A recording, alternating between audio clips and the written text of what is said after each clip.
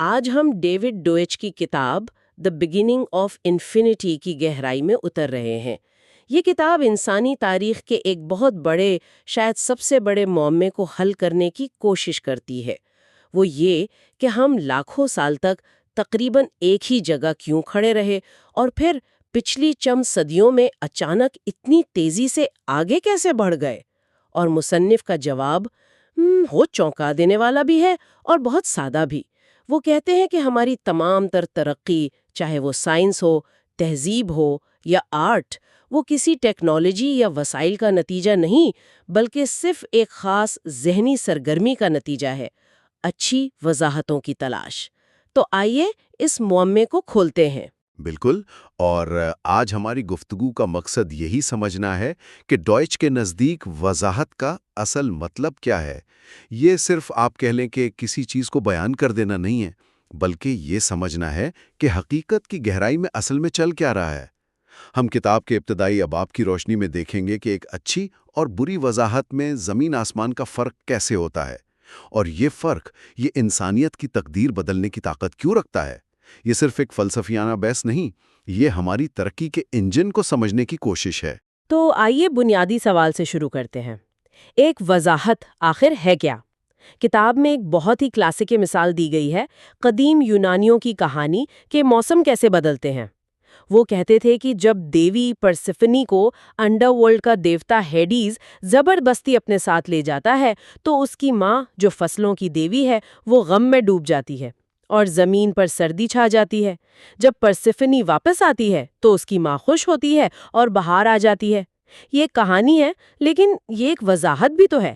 ہاں، یہ بظاہر ایک وضاحت ہے، لیکن ڈوئچ اسے ایک بری وضاحت کی بہترین مثال کہتے ہیں۔ بری وضاحت؟ جی، اور اس کی وجہ بہت دلچسپ ہے۔ دیکھیں، ایک بری وضاحت کی سب سے بڑی نشانی یہ ہے کہ وہ بہت لچکدار ہوتی ہے۔ اسے تبدیل کرنا، اس میں ترمیم کرنا بہت آسان ہوتا ہے۔ فرض کریں اس سال سردی بہت لمبی ہو گئی۔ آپ کہہ سکتے ہیں کہ دیوتا ہیڈیز اس بار زیادہ طاقتور تھا اور اس نے پرسیفونی کو دیر سے چھوڑا۔ اچھا۔ اگر اگلے سال بہار جلدی آ گئی تو آپ کہہ سکتے ہیں کہ دیوی نے کوئی چال چلی اور جلدی واپس آ گئی۔ آپ کہانی کو کسی بھی نتیجے پر فٹ کرنے کے لیے موڑ سکتے ہیں۔ یہ بات دلچسپ ہے، یعنی اس کہانی میں کوئی ایسی چیز نہیں جو آپ کو کہے کہ نہیں، ایسا نہیں ہو سکتا۔ یہ ہر صورتحال میں خود کو بچا لیتی ہے۔ بالکل، اسے ایک اچھی جاسوسی کہانی کی طرح سمجھیں۔ ایک اچھی کہانی میں ہر سراغ، ہر کردار کی اپنی جگہ ہوتی ہے نا۔ جی ہاں۔ آپ کہانی کے بیچ میں اچانک قاتل کو نہیں بدل سکتے، کیونکہ پھر باقی سارے سوراخ اور واقعات بے معنی ہو جائیں گے۔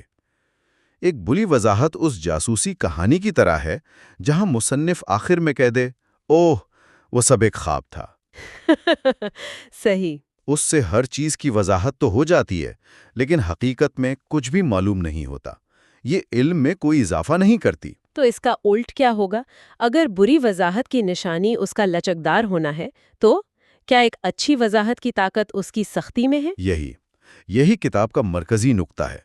ڈوئچ کے مطابق ایک اچھی وضاحت وہ ہوتی ہے جسے تبدیل کرنا مشکل ہو، یعنی it is hard to vary. اس کی ہر تفصیل ایک لازمی، ایک ضروری کردار ادا کرتی ہے۔ اگر آپ اس کا کوئی ایک حصہ بھی بدل دیں تو پوری وضاحت تاش کے پتوں کی طرح بکھر جاتی ہے۔ اس کی کوئی مثال؟ جی، اس کی مثال موسموں کی تبدیلی کی سائنسی وضاحت ہے۔ یہ کہتی ہے کہ زمین اپنے محور پر 23.5 ڈگری جھکی ہوئی ہے اور سورج کے گرد گھومتی ہے۔ جب شمالی نصف کرہ سورج کی طرف جھکا ہوتا ہے تو وہاں گرمی ہوتی ہے، اور جب دوسری طرف جھکا ہوتا ہے تو سردی۔ اور اس میں کوئی بھی چیز آپ اپنی مرضی سے تبدیل نہیں کر سکتے۔ اب یہ نہیں کہہ سکتے کہ زمین سمجھیں 40 ڈگری جھکی ہوئی ہے، کیونکہ پھر آپ کی ساری پیشین گوئیاں غلط ہو جائیں گی۔ ہر عدد، ہر تفصیل کی ایک وجہ ہے۔ بالکل، اگر آپ جھکاؤ کا زاویہ بدلیں گے تو موسموں کی شدت اور دورانیاں بدل جائیں گی۔ اگر آپ زمین کے مدار کی شکل بدلیں گے تو بھی نتائج بدل جائیں گے۔ یہ وضاحت سخت ہے، یہ آپ کو منمانی تبدیلیوں کی اجازت نہیں دیتی، اور اس کی یہی سختی اس کی طاقت ہے، کیونکہ یہ حقیقت کے ایک خاص پہلو کی عکاسی کر رہی ہے۔ یہ صرف پیشن گوئی نہیں کرتی، یہ ہمیں کائنات کے کام کرنے کے انداز کے بارے میں کچھ حقیقی معلومات دیتی ہے۔ اس سے ایک اور سوال پیدا ہوتا ہے جو مجھے ہمیشہ پریشان کرتا تھا۔ میں نے ہمیشہ سنا تھا کہ سائنس کی بنیاد اس پر ہے کہ کوئی نظریہ قابل آزمائش یا ٹیسٹیبل ہے یا نہیں، لیکن دیومالائی کہانی بھی تو قابل آزمائش ہو سکتی ہے۔ آپ دیوتا کو خوش کرنے کے لیے قربانی دے سکتے ہیں اور دیکھ سکتے ہیں کہ فصل اچھی ہوتی ہے یا نہیں، تو صرف ٹیسٹ کرنا کافی کیوں نہیں؟ یہ ایک بہت گہرا نکتہ ہے، اور ڈوئچ کے مطابق صرف قابل آزمائش ہونا بالکل بھی کافی نہیں۔ جیسا کہ آپ نے کہا، آپ قربانی دے کر نتیجہ دیکھ سکتے ہیں، لیکن اگر فصل پھر بھی خراب ہو جائے تو کیا ہوگا؟ ہاں، تب کیا؟ کہانی کو بچانا بہت آسان ہے۔ شاید قربانی ٹھیک طریقے سے نہیں دی گئی، یا دیوتا کسی اور وجہ سے ناراض تھا، یا کوئی دوسرا دیوتا مداخلت کر رہا تھا۔ آپ ہمیشہ ایک نئی وجہ گھڑ سکتے ہیں۔ اچھا۔ اس کے برعکس، اگر ایک سائنسی وضاحت کا تجربہ ناکام ہو جائے، جیسے اگر ہم دیکھیں کہ زمین کا جھکاؤ موسموں پر اثر انداز نہیں ہو رہا، تو آپ یہ نہیں کہہ سکتے کہ شاید آج فزکس کے قوانین کا موڈ خراب ہے۔ نہیں کہہ سکتے، بالکل۔ آپ کو ماننا پڑے گا کہ وضاحت میں ہی کوئی بنیادی خامی ہے۔ اصل طاقت اس وضاحت میں ہے جو حقیقت سے اتنی مضبوطی سے جڑی ہو کہ اسے من مانے طریقے سے بدلا نہ جا سکے۔ بہت طاقتور ہے، لیکن یہ مجھے اس سے بھی بڑے سوال کی طرف لے جاتا ہے۔ اگر علم حاصل کرنے کا یہ طریقہ اتنا مؤثر ہے، تو انسانی تاریخ کا بیشتر حصہ وہ ترقی کے بغیر کیوں گزرا؟ ہم ہزاروں سال تک غاروں میں، پھر زرعی معاشروں میں تقریباً ایک ہی سطح پر کیوں جیتے رہے؟ ایسا لگتا ہے جیسے انسانیت ایک بہت لمبے جمود کا شکار تھا۔ کتاب اس سوال کو انسانی تاریخ کا مرکزی معاملہ قرار دیتی ہے، اور اس کا جواب یہ ہے کہ اس طویل جمود کے دور میں علم کا پیمانہ سچائی نہیں، بلکہ وہ اتھارٹی یا روایت تھی۔ نظریات کو اس لیے سچ مانا جاتا تھا کہ وہ بزرگوں، مقدس کتابوں یا عظیم مفکروں سے آئے ہیں۔ ان کا مقصد علم میں اضافہ کرنا نہیں تھا، بلکہ پرانے علم کو محفوظ رکھنا تھا۔ تو سوال پوچھنے اور تنقید کرنے کو اچھا نہیں سمجھا جاتا تھا؟ بالکل نہیں۔ اس کی حوصلہ شکنی کی جاتی تھی، کیونکہ اسے اتھارٹی کے لیے خطرہ سمجھا جاتا تھا۔ لیکن ایک منٹ، کیا یہ کہنا درست ہے کہ روشن خیالی سے پہلے تنقید تھی ہی نہیں؟ کیا افلاطون اور ارسطو ایک دوسرے سے اختلاف نہیں کر رہے تھے؟ اور اسلامی سنہری دور کا کیا، جہاں سائنس، ریاضی اور طب میں اتنا حیرت انگیز کام ہوا، کیا وہ سب بھی جمود تھا؟ یہ ایک بہترین سوال ہے، اور اس میں ایک اہم باریکی ہے۔ ڈوئچ یہ نہیں کہتے کہ تاریخ میں ذہین لوگ یا تنقیدی سوچ نہیں تھیں، یقیناً تھیں، اور آپ نے جن ادوار کا ذکر کیا وہ شاندار مثالیں۔ تو پھر فرق کیا تھا؟ فرق روایت کا تھا۔ دیکھیں، ان معاشروں میں بھی بنیادی مقصد یہ تھا کہ پرانے استادوں جیسے ارسطو یا جیلینوس کی تعلیمات کو بہتر طریقے سے سمجھا اور محفوظ کیا جائے۔ اگر کوئی ان سے اختلاف کرتا بھی تھا تو وہ ایک استثناء، مطلب ایک ایکسیپشن ہوتا تھا، اصول نہیں۔ اچھا۔ ان کی ترقی کے یہ جزیرے تو تھے، لیکن یہ ایک پائیدار، خود کو آگے بڑھانے والی تحریک نہیں بن سکے۔ معاشرے کا بنیادی ڈھانچہ اب بھی استحکام اور روایت پر قائم تھا، مسلسل تبدیلی پر نہیں۔ تو پھر روشن خیالی یعنی انلائٹمنٹ کے دور نے آ کر ایسا کیا بدل دیا؟ کیا وہاں کچھ نیا ایجاد ہوا؟ جی ہاں، ایک بہت بڑی چیز ایجاد ہوئی، اور وہ کوئی مشین نہیں بلکہ ایک نیا رویہ تھا۔ روشنی خیالی اور سائنسی انقلاب نے تاریخ میں پہلی بار تنقید کی ثقافت یا ایک کلچر آف کرٹیسزم کو جنم دیا۔ اس دور نے یہ سوچ دی کہ کوئی بھی خیال، کوئی بھی اتھارٹی، چاہے وہ کتنی ہی قدیم یا مقدس کیوں نہ ہو، حتمی نہیں ہے۔ ہر چیز پر سوال اٹھایا جا سکتا ہے۔ جی، ہر نظریے کو دلیل اور شواہد کی کسوٹی پر پرکھا جانا چاہیے۔ اس نے سکھایا کہ ترقی کا راستہ پرانے علم کی حفاظت میں نہیں، بلکہ اس میں غلطیاں تلاش کر کے اسے بہتر وضاحتوں سے بدلنے میں ہے۔ تو اصل تبدیلی یہ تھی کہ تنقید کو ایک مسئلے کے بجائے حل کا حصہ سمجھا جانے لگا۔ شک کرنا اور سوال اٹھانا ایک خوبی بن گیا۔ بالکل، پہلی بار انسانیت نے یہ سیکھا کہ علم کی پائیدار ترقی ممکن ہے۔ یہ وہ بنیادی تبدیلی تھی جس نے علم کے دھماکہ خیز ترقی کا دروازہ کھولا، کیونکہ اب توجہ کا مرکز یہ نہیں تھا کہ یہ خیال کس نے دیا، بلکہ یہ تھا کہ کیا یہ خیال حقیقت کے قریب ترین ہے۔ اتھارٹی کی جگہ دلیل اور حقیقت نے لے لی۔ یہ مسلسل خود کو ٹھیک کرنے والا نظام، یہ مجھے کتاب کے ایک اور سچ میں ذہن گھما دینے والے تصور کی طرف لاتا ہے، اور وہ ہے وضاحتوں کی رسائی یا the reach of explanations۔ اس کا کیا مطلب ہے کہ اچھی وضاحتیں ان چیزوں کی بھی پیشن گوئی کر سکتی ہیں جن کے لیے انہیں بنایا ہی نہیں گیا تھا؟ یہ تو جادو جیسا لگتا ہے۔ یہ واقعی کتاب کے سب سے گہرے نکات میں سے ایک ہے۔ یہاں ڈوائچ تجربیت پسندی یعنی ایمپیریسزم کے اس عام خیال کو چیلنج کرتے ہیں کہ علم صرف ہمارے حسی تجربات سے حاصل ہوتا ہے۔ اچھا، تو پھر کیسے حاصل ہوتا ہے؟ ان کے مطابق سائنسی نظریات صرف مشاہدات کا خلاصہ نہیں ہوتے، وہ حقیقت کے بارے میں ہمارے دلیرانہ تخلیقی اندازے ہوتے ہیں، یعنی بولڈ کنجیکچرز۔ اور جب کوئی وضاحت حقیقت کے کسی پہلو کو صحیح معنوں میں پکڑ لیتی ہے تو اس کے اثرات ان دائروں تک بھی پھیل جاتے ہیں جن کا ہم نے تصور بھی نہیں کیا ہوتا۔ اس کی کوئی مثال دیں تاکہ یہ بات تھوڑی واضح ہو۔ اس کی سب سے شاندار مثال آئنسٹائن کی تھیوری آف جنرل ریلیٹیوٹی ہے۔ دیکھیں، اس وقت فزکس کی دنیا پر نیوٹن کا راج تھا۔ نیوٹن کی فزکس صدیوں سے ہر چیز کی بالکل ٹھیک پیشن گوئی کر رہی تھی، سیاروں کی گردش سے لے کر گرتے ہوئے سیب تک۔ بالکل صحیح۔ لیکن ایک بہت معمولی سی ضدی خامی تھی۔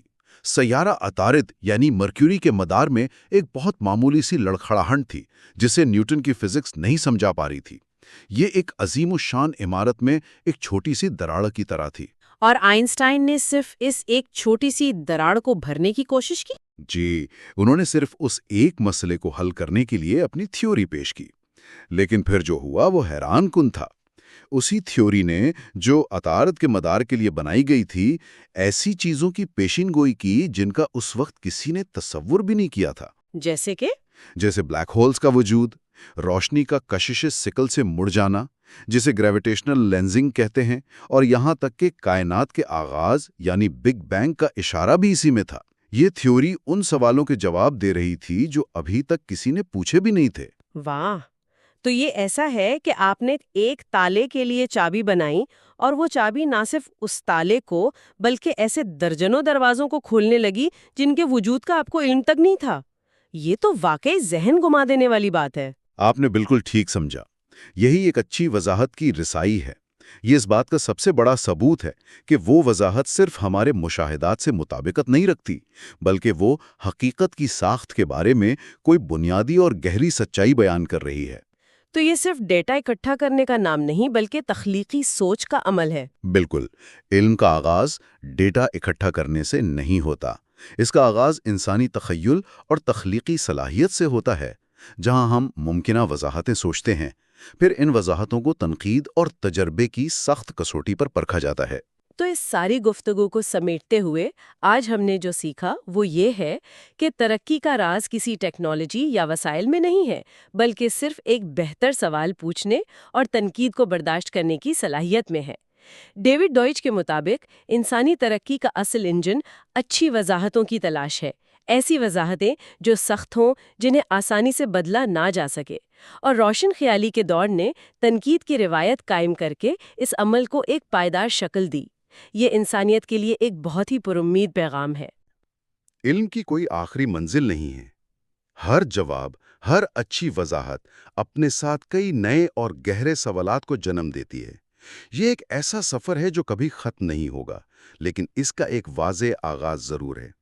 اور وہ آغاز، وہ لمحہ تھا جب انسانیت نے محض روایات کو آنکھیں بند کر کے ماننے کے بجائے تنقید، دلیل اور بہتر وضاحتوں کی تلاش کا راستہ ہمیشہ کے لیے اپنا لیا۔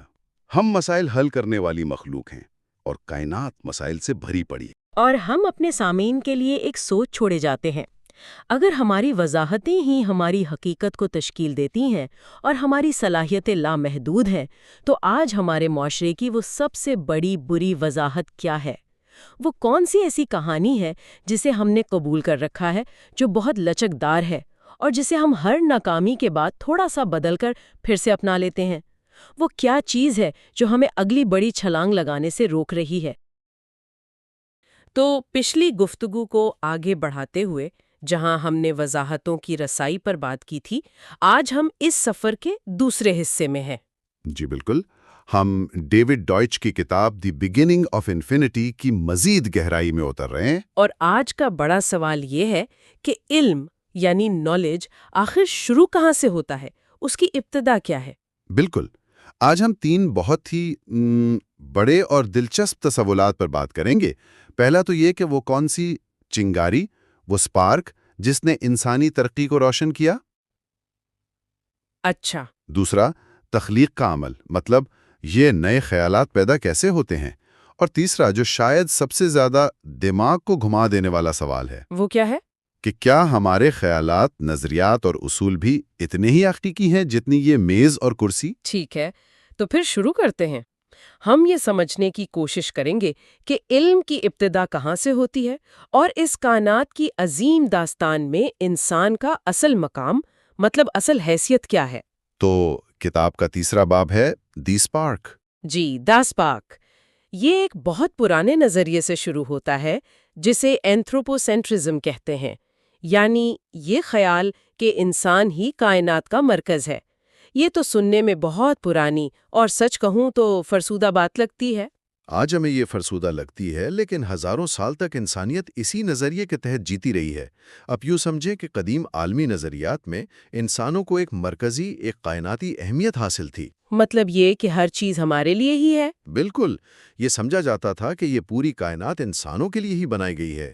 ستاروں کی گردش، موسموں کی تبدیلی، فصلوں کا اگنا، یہ سب کچھ براہ راست انسانی اعمال، دعاؤں اور قربانیوں سے جڑا ہوا تھا. اچھا، جیسے اگر بارش نہیں ہو رہی تو دیوتا ناراض ہیں، اور فصل اچھی ہوئی ہے تو ہماری عبادت قبول ہو گئی. جی، ہر چیز کا محور انسان تھا.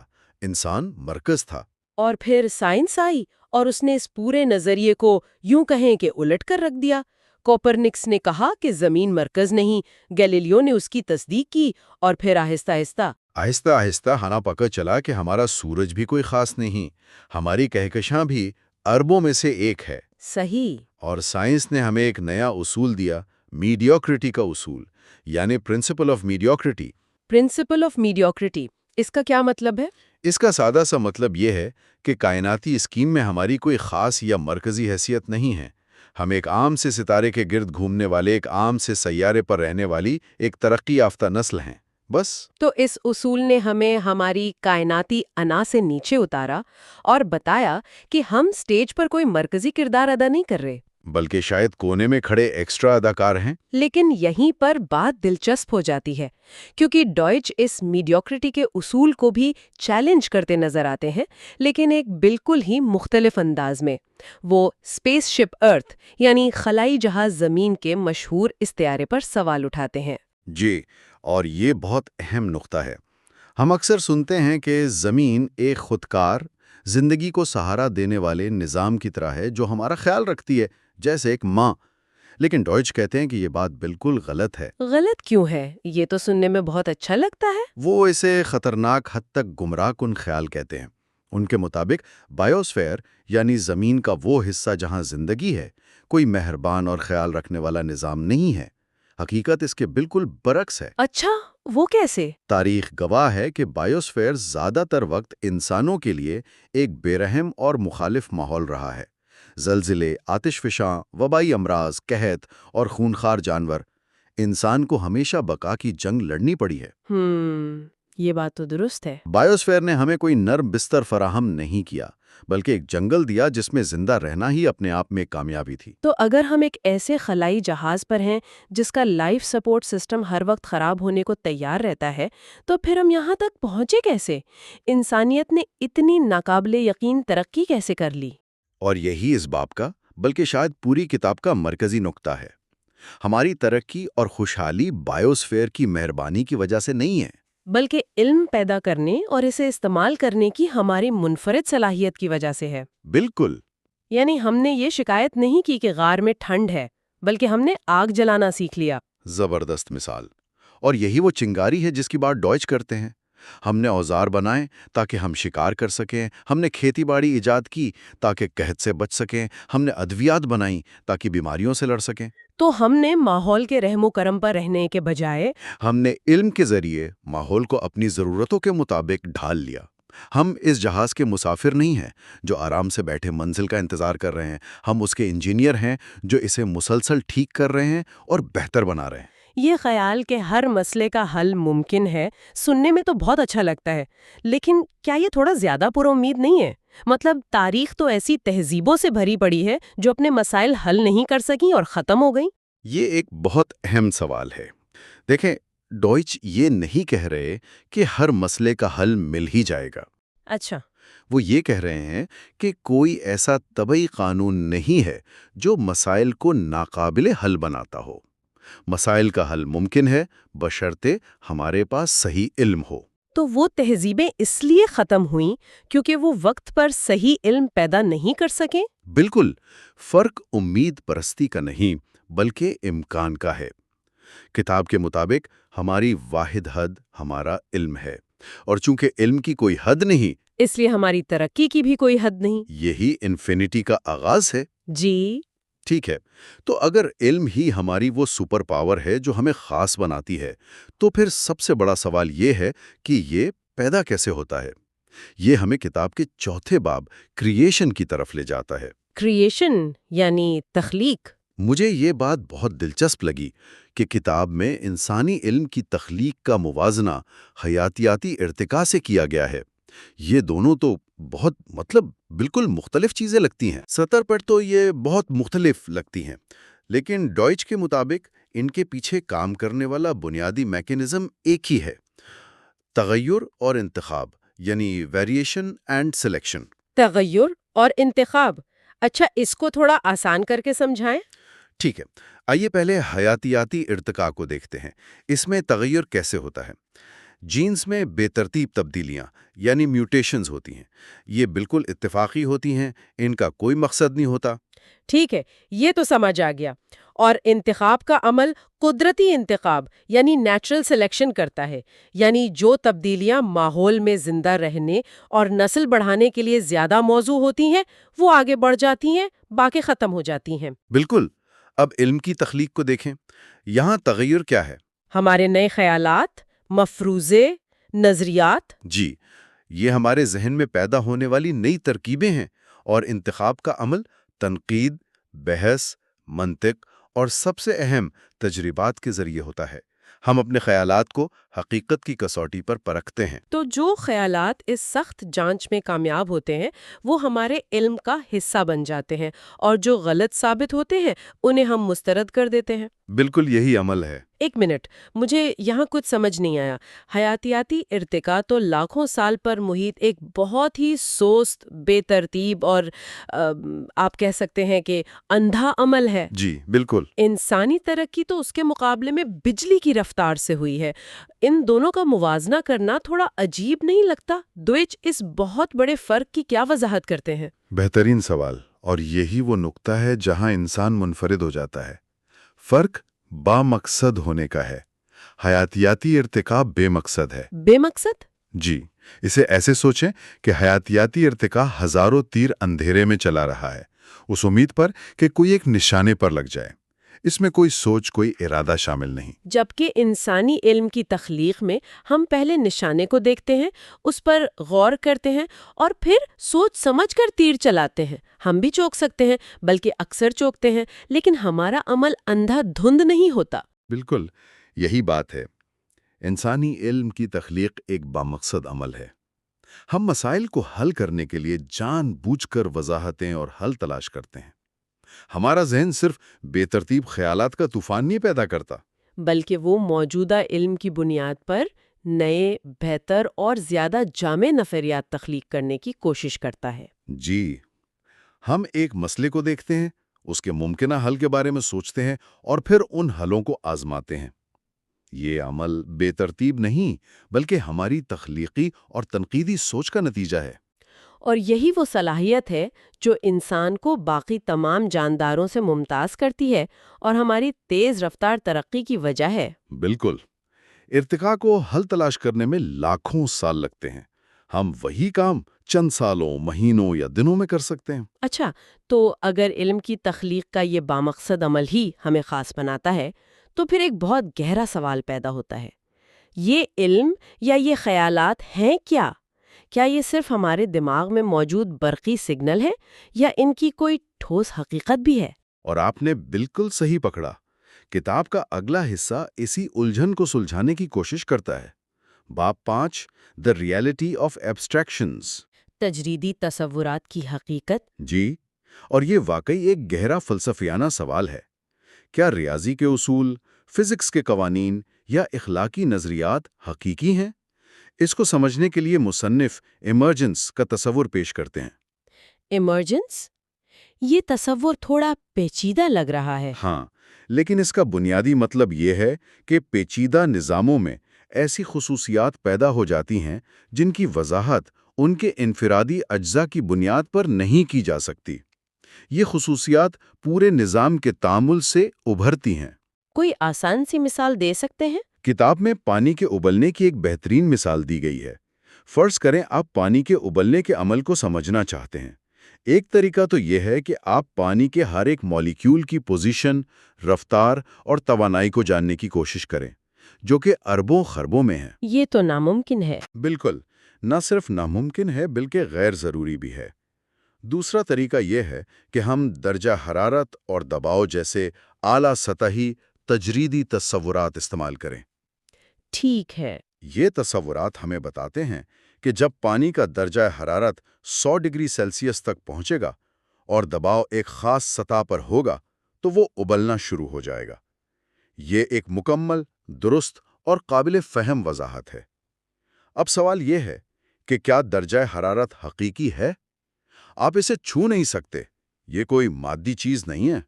اوہ، تو آپ کہہ رہے ہیں کہ درجہ حرارت خود ایک مادی چیز نہیں، لیکن اس کا اثر مادی ہے۔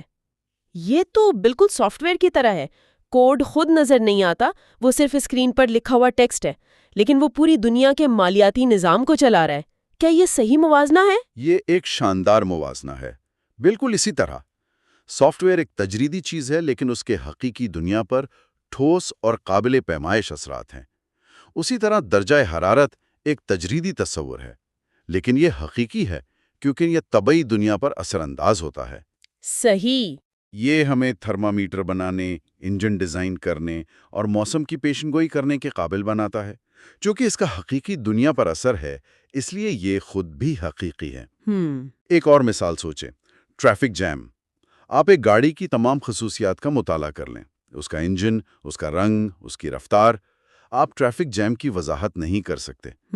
ٹریفک جیم ایک ایمرجنٹ خاصیت ہے جو بہت سی گاڑیوں کے ایک دوسرے سے تعامل کی وجہ سے پیدا ہوتی ہے۔ یہ ایک حقیقی چیز ہے جس کے حقیقی نتائج ہیں، لیکن یہ کسی ایک گاڑی میں موجود نہیں۔ درست۔ واہ، یہ تو سوچنے کا پورا انداز ہی بدل دیتا ہے۔ اس کا مطلب ہے کہ حقیقت کی کئی سطح ہیں۔ ایک وہ طبی حقیقت ہے جو ایٹموں اور مالیکیولز پر مشتمل ہے، اور ایک دوسری، آپ نے کیا کہا تھا، وضاحتی حقیقت؟ جی، مصنف اسے ہی وضاحتی حقیقت، ایکسپلینیٹری ریالٹی کہتے ہیں۔ اور اسی منطق کے تحت دیگر تجریدی تصورات بھی حقیقی ہیں، مثلاً معاشی نظریات جیسے سپلائی اور ڈیمانڈ۔ یہ بھی کوئی مادی چیزیں نہیں؟ بالکل، لیکن یہ لاکھوں لوگوں کے رویے پر اثر انداز ہوتی ہیں اور بازاروں کی شکل بدل دیتی ہیں۔ اخلاقی اصول حقیقی ہیں کیونکہ وہ معاشروں کی ساخت اور قوانین کو تشکیل دیتے ہیں۔ تو یہ خیال تجربیت پسندی یعنی ایمپیریسزم کو چیلنج کرتا ہے، جو یہ مانتی ہے کہ تمام علم صرف حواس خمسہ سے حاصل ہوتا ہے۔ جی، ڈوئچ کہہ رہے ہیں کہ ہماری بہترین وضاحتیں بھی حقیقت کا حصہ ہیں۔ تو اس کا مطلب یہ ہوا کہ جب نیوٹن نے کشش ثقل کا قانون دریافت کیا تو وہ صرف ایک کارآمد فارمولا ایجاد نہیں کر رہے تھے۔ ڈوئچ کے مطابق وہ کائنات کی ساخت کے ایک حقیقی اور موضوعی پہلو کو بے نقاب کر رہے تھے، گویا کائنات کے آپریٹنگ سسٹم کا ایک حصہ دریافت کر رہے تھے۔ بالکل ایسا ہی ہے۔ وہ دلیل دیتے ہیں کہ ایک اچھی وضاحت جو آزمائش پر پورا اترے اور پیشن گوئی کی طاقت رکھتی ہو، وہ حقیقت کی عکاسی کرتی ہے۔ یہ ہمارے ذہن سے باہر ایک آزادانہ وجود رکھتی ہے۔ تو جب ہم فزکس کے قوانین دریافت کرتے ہیں تو ہم کوئی چیز ایجاد نہیں کر رہے ہوتے، بلکہ ہم حقیقت کی ایک ایسی توشیدہ پرت کو بے نقاب کر رہے ہوتے ہیں جو ہمیشہ سے موجود تھی۔ تو اگر میں آج کی گفتگو کا خلاصہ کروں تو ڈوئچ ایک طرح سے کہہ رہے ہیں کہ ہم کائنات کے جغرافیائی مرکز میں تو نہیں ہیں، لیکن ہم کائنات کا وہ واحد معلوم حصہ ہیں جو اسے سمجھنے کی کوشش کر رہا ہے۔ ہماری اہمیت جغرافیائی نہیں بلکہ علمی ہے، یہ واقعی سوچ کا پورا انداز بدل دیتا ہے۔ بالکل، ہم نے دیکھا کہ ہم اسپیس شپ ارتھ کے محض مسافر نہیں بلکہ اس کے معمار ہیں، جو علم کے ذریعے اپنے ماحول کو تشکیل دیتے ہیں۔ صحیح۔ ہم نے یہ بھی سمجھا کہ علم کی تخلیق کا عمل ارتقاء کی طرح تغیر اور انتخاب پر مبنی ہے، لیکن یہ ایک بے مقصد عمل نہیں بلکہ ہماری تخلیقی اور بامقصد کوششوں کا نتیجہ ہے۔ اور شاید سب سے اہم بات یہ کہ ہمارے خیالات، نظریات اور وضاحتیں صرف ہمارے ذہنوں میں موجود خیالی پروازیں نہیں ہیں، بلکہ وہ حقیقت کا ایک طاقتور اور حقیقی حصہ ہیں جو ہماری دنیا کو، ہمارے مستقبل کو اور شاید کائنات کو بھی تشکیل دینے کی صلاحیت رکھتی ہیں۔ اور یہ گفتگو ہمیں ایک آخری گہرے سوال پر چھوڑ جاتی ہے، سننے والوں کے لیے ایک سوچ۔ اگر ریاضی اور فزکس کے قانون جیسی تجریدی چیزیں حقیقی ہیں اور کائنات پر اثر ڈال سکتی ہیں، تو اور کون سی غیر مادی چیزیں جیسے شعور، اخلاقیات یا خوبصورتی ہو سکتی ہیں جن کا ہماری حقیقت پر حقیقی اثر ہو، جسے ہم ابھی صرف سمجھنا شروع کر رہے ہیں؟ یہ تو بہت گہرا سوال ہے۔ اس سوال پر غور کرتے ہوئے ہم آج کی گفتگو یہیں ختم کرتے ہیں۔ حصہ سوم میں ہم عالمگیریت، تخلیقی صلاحیت اور مصنوعی ذہانت آرٹیفیشل انٹیلیجنس پر بات کریں۔ اچھا، تو کبھی سوچا ہے کہ کیا کوئی ایک سادہ سا اصول ہو سکتا ہے جو پوری کائنات کی وضاحت کر دے؟ یا یہ کہ کیا مشینیں کبھی واقعی انسانوں کی طرح تخلیقی ہو سکتی ہیں؟ یہ تو بہت بڑا سوال ہے۔ اور پھر یہ لامحدودیت کا تصور جو ایک طرف تو ہمیں متجسس کرتا ہے لیکن دوسری طرف تھوڑا ڈراتا بھی ہے، یہ ہماری حقیقت کے بارے میں کیا بتاتا ہے؟ آج ہم علم کی ان حدود کو توڑنے کی کہانی پر بات کریں گے۔ جی بالکل، اور اس سفر میں ہمارے رہنما ہیں فزسسٹ ڈیوڈ ڈوئچ اور ان کی کتاب دی بگننگ آف انفینٹی۔ تو آج ہم اس کتاب کے 3 بہت بڑے خیالات پر گہری نظر ڈالیں گے۔ اچھا۔ پہلا تو یہ کہ خیالات اور نظام اپنی تنگ حدود سے نکل کر آفاقی یعنی یونیورسل کیسے بن جاتے ہیں۔ ٹھیک ہے۔ پھر ہم یہ سوال پوچھیں گے کہ کیا ہم خود ایک ایسی مشین بنا سکتے ہیں جو یہ کام کر سکے، یعنی حقیقی مصنوعی ذہانت۔ اور آخر میں ہم اس میدان کو سمجھنے کی کوشش کریں گے جس میں یہ سب ہو رہا ہے، یعنی لامحدودیت خود کیا ہے۔ تو آج کا مقصد صرف معلومات دینا نہیں ہے بلکہ ان خیالات کے پیچھے جو ایک واہ والا لمحہ چھپا ہے نا، اسے پکڑنا ہے جو انسانی ترقی اور کائنات میں ہمارے مقام کے بارے میں ہماری سوچ بدل سکتا ہے۔ بالکل۔ چلیں اس کی گہرائی میں اترتے ہیں۔ آئیے کہانی کے بالکل شروع سے شروع کرتے ہیں، تحریر کے آغاز سے۔ ذرا قدیم تصویری حروف کے بارے میں سوچیں، پکٹوگرامز۔ جی۔ ہر چیز کے لیے ایک تصویر، سورج کے لیے ایک گول دائرہ، پانی کے لیے لہریں، انسان کے لیے ایک خاکہ۔ یہ نظام کام تو کرتا تھا لیکن اس میں ایک بہت بڑی دیوار تھی جس سے یہ ٹکرا گیا۔ اور وہ دیوار تھی وسعت کی، مطلب آپ ہر ایک خیال، ہر ایک چیز، ہر ایک فعل کے لیے کب تک نئی تصویریں بناتے رہیں گے؟ ہاں، یہ تو ناممکن ہے۔ زبان میں ہزاروں الفاظ ہوتے ہیں اور نئے الفاظ تو ہمیشہ بنتے رہتے ہیں۔ تو یہ نظام ایک مخصوص دائرے میں قید تھا، یعنی اسپیسیفک تھا۔ یہ آفاقیت یعنی یونیورسلٹی سے بہت دور تھا۔ اور یہیں پر انسانی ذہانت نے ایک ناقابل یقین چھلانگ لگائی۔ جی، آفاقیت کی طرف چھلانگ یہ کتاب کا ایک مرکزی خیال ہے۔ اور تحریر میں یہ چھلانگ تھی حروف تہجی یعنی الفابیٹ۔ بالکل۔ صرف چند درجن نشانیاں، الف، بے، پے، جنہیں ملا کر آپ کسی بھی زبان کا کوئی بھی لفظ لکھ سکتے ہیں۔ صرف وہ نہیں جو آج موجود ہیں بلکہ وہ بھی جو 100 سال بعد ایجاد ہوں گے۔ آپ نے بہت اہم نقطہ اٹھایا ہے۔ یہ صرف ایک بہتر نظام نہیں تھا، یہ ایک بالکل مختلف قسم کا نظام تھا۔ اس نے مخصوص مثالوں سے ہٹ کر ایک آفاقی اصول وضع کر دیا۔ صحیح۔ اور یہی اصول ہمیں ہر بڑی تکنیکی ترقی میں نظر آتا ہے۔ بالکل، جیسے ڈیجیٹل ٹیکنالوجی۔ مجھے آج بھی یاد ہے کہ پرانی کیسٹ ٹیپ کو جب ہم ایک ٹیپ سے دوسری پر کاپی کرتے تھے تو آواز کی کوالٹی تھوڑی کم ہو جاتی تھی۔ ہاں، تھوڑا سا شور آ جاتا تھا، ہسنگ ساؤنڈ۔ ہاں، ہر کاپی کے ساتھ وہ شور بڑھتا جاتا تھا۔ یہ اینالوگ نظام کی حد تھی، لیکن ڈیجیٹل فائلز کے ساتھ ایسا نہیں ہوتا۔ آپ ایک MP3 فائل کو اربوں بار کاپی کر سکتے ہیں اور 18ویں کاپی بھی بالکل پہلی جیسی ہوگی۔ یہ کیسے ممکن ہے؟ یہ غلطی کی اصلاح یعنی ایرر کریکشن کی وجہ سے ممکن ہے، اور یہ خیال کتنا زبردست ہے۔ ڈیوڈ ڈویچ کہتے ہیں کہ غلطی کی اصلاح ہی لامحدودیت کا آغاز ہے۔ واہ! اس کا مطلب یہ نہیں کہ ہم کامل ہو گئے، بلکہ یہ کہ ہم نے اپنی غلطیوں کو پکڑنے اور ٹھیک کرنے کا ایک ایسا نظام بنا لیا ہے جو کبھی ناکام نہیں ہوتا۔ ڈیجیٹل ڈیٹا صرف 0 اور 1 پر مشتمل ہوتا ہے، ٹھیک ہے؟ جی۔ اگر شور کی وجہ سے 0 تھوڑا سا 0.1 بن بھی جائے تو نظام اسے پہچان کر واپس 0 کر دیتا ہے۔ اچھا، تو یہ کمال نہیں بلکہ کمال کی طرف نہ ختم ہونے والا سفر ہے۔ یہی وہ چیز ہے جو ایک اینالوگ کیسٹ کو ہر کاپی کے ساتھ خراب ہونے دیتی ہے، لیکن ایک ڈیجیٹل فائل کو بغیر کسی تبدیلی کے ہمیشہ کے لیے محفوظ رکھتی ہے۔ بالکل۔ اور یہ صرف ٹیکنالوجی تک محدود نہیں، سب سے بڑی مثال تو شاید ہمارے اپنے اندر موجود ہے، ڈی این اے۔ بلا شبہ جینیاتی کوڈ زندگی کی آفاقی زبان ہے۔ صرف 4 کیمیائی حروف ATCG کا ایک کوڈ جو زمین پر موجود ہر جاندار کو بناتا ہے، ایک بیکٹیریا سے لے کر ایک نیلی ویل تک۔ کمال ہے۔ اور یہ اربوں سالوں سے تقریباً ویسا ہی ہے، اپنی غلطیوں کو درست کرتا ہوا، معلومات کو ایک نسل سے دوسری نسل تک پہنچاتا ہوا۔ دلچسپ بات یہ ہے کہ یہ آفاقی نظام موجود تو اربوں سال سے تھا، لیکن اس کی پوری صلاحیت یعنی پیچیدہ سوچنے والے جاندار کو سامنے آنے میں بہت وقت لگا۔ تو خلاصہ یہ ہے کہ علم کی ترقی میں کبھی کبھی ایسی چھلانگیں آتی ہیں جو سب کچھ بدل دیتی ہیں۔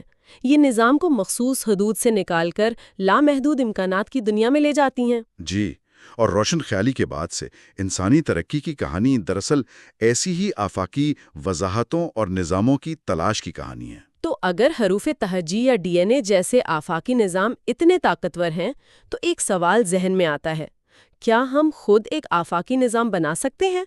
ایک ایسا ذہن جو کسی بھی مسئلے کو سمجھ سکے اور اسے حل کر سکے؟ یہی وہ خواب ہے جو مصنوعی ذہانت کی پوری فیلڈ کو چلاتا ہے، لیکن یہاں ایک بہت بڑا لیکن ہے۔ اور وہ لیکن ہے تخلیقی صلاحیت یعنی کریٹیوٹی۔ بالکل۔ ہم اس فیلڈ کے بانی ایلن ٹیورنگ کے مشہور ٹیورنگ ٹیسٹ سے بات شروع کرتے ہیں جو انہوں نے 1950 میں پیش کیا۔ ان کا خیال بڑا سادہ تھا، ہے نا؟ جی، بہت سادہ۔ کہ اگر آپ ایک مشین سے تحریری بات چیت کریں اور یہ فیصلہ نہ کر پائیں کہ دوسری طرف انسان ہے یہ مشین، تو ہمیں مان لینا چاہیے کہ وہ مشین سوچ سکتی ہے۔ یہ خیال سننے میں بہت معقول لگتا ہے، لیکن اس کی تاریخ ہمیں کچھ اور بتاتی ہے۔ 1960 کی دہائی میں جوزف ویزنباؤم نامی ایک پروفیسر نے ایلائزا نامی ایک بہت سادہ پروگرام بنایا۔ اچھا۔ یہ ایک ماہر نفسیات کا روپ دھارتا تھا اور زیادہ تر آپ کی کہی ہوئی بات کو ہی سوال بنا کر پوچھ لیتا تھا۔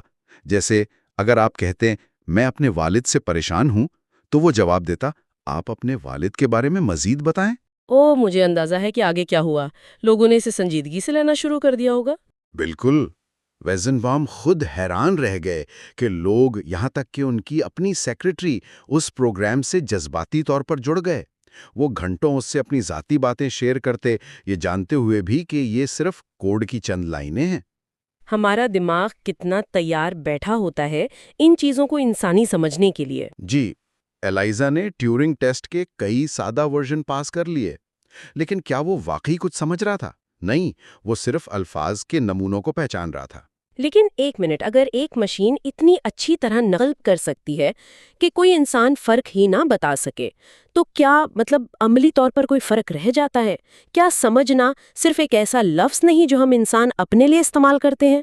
یہ ایک بہت گہرا فلسفیانہ سوال ہے۔ آج کے جدید ترین چیٹ باٹس تو الائزا سے 1000 گنا بہتر ہے۔ جی، لیکن ڈوائچ کے مطابق فرق بہت بڑا ہے۔ ٹیورنگ ٹیسٹ صرف ظاہری رویے یعنی آبزرویبل بیہیویئر کو پرکھتا ہے۔ یہ رویہ پرستی بیہیویئرزم کے نظریے پر مبنی ہے، جو کہتا ہے کہ اندرونی ذہنی حالتوں کی کوئی اہمیت نہیں، صرف رویہ ہی سب کچھ ہے۔ لیکن اگر ایک مشین کے پاس جوابات کا ایک بہت بڑا ڈیٹا بیس ہو اور وہ صرف سب سے مناسب جواب ڈھونڈ کر دے رہی ہو، تو یہ ذہانت نہیں، یہ محض نقالی ہے۔ وہ علم تخلیق نہیں کر رہی، صرف موجودہ علم کو دہرا رہی ہے۔ اور یہاں پر معاملہ اور بھی گہرا ہو جاتا ہے جب فلسفی کوالیا کی بات کرتے ہیں۔ یہ ایک عجیب سا لفظ ہے، لیکن اس کا مطلب بہت سادہ ہے نا؟ جی، مطلب سادہ ہے۔ وہ ذاتی موضوعی احساسات جو ہم محسوس کرتے ہیں، جیسے سیب کا لال پن جو مجھے نظر آتا ہے، یا کافی کی خوشبو کا میرا ذاتی تجربہ، کیا کوئی مشین یہ محسوس کر سکتی ہے؟ یہی تو سب سے بڑا سوال ہے۔ ایک مشین روشنی کی طول موج یعنی ویو لینتھ کو ناپ کر بتا سکتی ہے کہ یہ رنگ سرخ ہے، لیکن کیا وہ اس سرخپن کو ویسے ہی تجربہ کر سکتی ہے جیسے ہم کرتے ہیں؟ ٹھیک ہے۔ فلسفہ ڈینیل ڈینٹ جیسے کچھ لوگ کہتے ہیں کہ کوالیا شاید ایک دھوکہ ہے، لیکن اگر یہ حقیقی ہیں تو کیا حقیقی ذہانت اور تخلیقی صلاحیت بغیر شعور اور ان احساسات کے ممکن ہے؟ شاید نہیں۔ کتاب میں مصنوعی ارتقاء یعنی آرٹیفیشل ایوولوشن کا بھی ذکر ہے۔ یہ بھی ایک دلچسپ تصور ہے۔ جی، جہاں الگوریدم کو ایک مقصد دے کر چھوڑ دیا جاتا ہے اور وہ لاکھوں کوششوں کے ذریعے خود کو بہتر بناتے ہیں۔ لیکن اس میں بھی وہی مسئلہ ہے۔ کیا مسئلہ؟ مسئلہ یہ ہے کہ اس عمل کا زور علم پیدا کرنے پر نہیں بلکہ صرف کارکردگی بہتر بنانے پر ہوتا ہے۔ یہ آپ کو ایک بہتر ہوائی جہاز کا پر تو ڈیزائن کر کے دے سکتا ہے، لیکن یہ آپ کو ایروڈینامکس کا نیا نظریہ نہیں دے سکتا۔ اچھا، تو یہ موافقت ہے، ایڈیپٹیشن نہیں۔ جی جدت، انوویشن۔ جی بالکل۔ لہٰذا حقیقی مصنوعی ذہانت کا راستہ صرف زیادہ ڈیٹا یا تیز کمپیوٹر سے نہیں ملے گا۔ ہمیں پہلے یہ سمجھنا ہوگا کہ علم خود کیسے تخلیق ہوتا ہے۔ ہماری اب تک کی ناکامی دراصل انسانی شعور کے بارے میں ہماری اپنی محدود سمجھ کی عکاسی ہے۔ تو ہم ایک آفاقی ذہن بنانے کی کوشش کر رہے ہیں تاکہ وہ لامحدود مسائل کو حل کر سکے، لیکن یہ لامحدودیت جس کی ہم بات کر رہے ہیں، یہ خود کیا ہے؟ یہ ہمارے آخری اور شاید سب سے زیادہ ذہن کو چکرا دینے والے موضوع کی طرف لے جاتا ہے۔ لامحدودیت یعنی انفینٹی، یہ ایک ایسا تصور ہے جسے ہمارا دماغ آسانی سے قبول نہیں کرتا۔ کتاب میں رچرڈ ڈاکنز کے ذاتی ناقابل یقینیت کے استدلال کا ذکر ہے، یعنی یہ سوچنا کہ چونکہ میں اس خیال کو سمجھ نہیں سکتا اس لیے یہ غلط ہوگا۔ ہاں، لوگ اکثر لامحدودیت کے بارے میں سوچتے ہوئے اسی جال میں پھنس جاتے ہیں۔ جی لیکن سائنس اور ریاضی میں تو یہ تصور ہر جگہ موجود ہے۔ قدیم یونانی خلا کو لامحدود سمجھتے تھے، پھر نیوٹن اور لائبنز نے کیلکولس ایجاد کی جو مسلسل تبدیلی تو سمجھنے کے لیے لامحدود طور پر چھوٹی مقداروں کا استعمال کرتی ہے۔ لیکن اصل انقلاب تو 19ویں صدی میں آیا۔ جی، جرمن ریاضی دان جارج کینٹر کے کام سے۔ ان کے کام سے پہلے لامحدودیت بس ایک ہی قسم کی سمجھی جاتی تھی، ایک ناختم ہونے والا سلسلہ۔ ٹھیک ہے۔ نے ریاضیاتی طور پر ثابت کیا کہ تمام لامحدودیتیں برابر نہیں ہوتی۔ کچھ لامحدودیتیں دوسروں سے ناقابل تصور حد تک بڑی ہوتی ہیں۔ یہ بات سمجھنا تھوڑا مشکل ہے۔ کیا آپ اسے کسی مثال سے واضح کر سکتے ہیں؟ ضرور۔ اس کو ایسے سوچیں، فرض کریں ایک ہوٹل ہے جس میں لامحدود کمرے ہیں، کمرہ 1، کمرہ 2، کمرہ 3، اور یہ سلسلہ چلتا جاتا ہے۔ ٹھیک ہے، لامحدود کمرے۔ آپ ان تمام کمروں کی ایک فہرست بنا سکتے ہیں۔ یہ قابل شمار لامحدودیت ہے۔ اچھا۔ اب ذرا تصور کریں کہ آپ صرف کمرہ نمبر 1 اور کمرہ نمبر 2 کے بیچ کی راہداری میں موجود ہر ایک نقطے کی فہرست بنانا چاہتے ہیں۔ ٹھیک ہے، میں شروع کروں گی۔ 1.1، پھر 1.101، پھر 1.101۔ نہیں، یہ کام نہیں کرے گا۔ میں 1.11 اور 1.12 کے بیچ میں بھی 1.11، 1.12، 1.13 لکھ سکتی ہوں، اور پھر ان کے بیچ میں بھی۔ یہ تو کبھی ختم ہی نہیں ہوگا۔ بالکل، آپ کبھی بھی دو نکات کے درمیان کے تمام نکات کو گن کر ختم نہیں کر سکتے۔ یہ ایک گہری، گھنی اور بڑی لامحدودیت ہے جسے ناقابل شمار لامحدودیت کہتے ہیں۔ واہ! کینٹر نے ثابت کیا کہ حقیقی اعداد یعنی ریئل نمبرز کی لامحدودیت قدرتی اعداد یعنی نیچرل نمبرز کی لامحدودیت سے بہت بڑی ہے۔ اس ایک خیال نے ریاضی کی دنیا کو ہلا کر رکھ دیا تھا۔ اور یہ تصور کتاب کے مرکزی خیال سے براہ راست جڑتا ہے۔ لامحدودیت کا آغاز کا مطلب یہی ہے کہ جس طرح اعداد لامحدود ہیں، اسی طرح وہ مسائل اور وضاحتیں بھی لامحدود ہیں جنہیں ہم دریافت کر سکتے ہیں۔ بالکل، علم کا کوئی آخری کنارہ نہیں ہے۔ اس کے برعکس ایک فلسفہ فائنائٹزم بھی تو ہے۔ جی، وہ فلسفہ کہتا ہے کہ حقیقت میں صرف محدود چیزیں ہی وجود رکھتی ہیں، لیکن یہ فلسفہ ایک سادہ سی منطق پر آ کر ناکام ہو جاتا ہے۔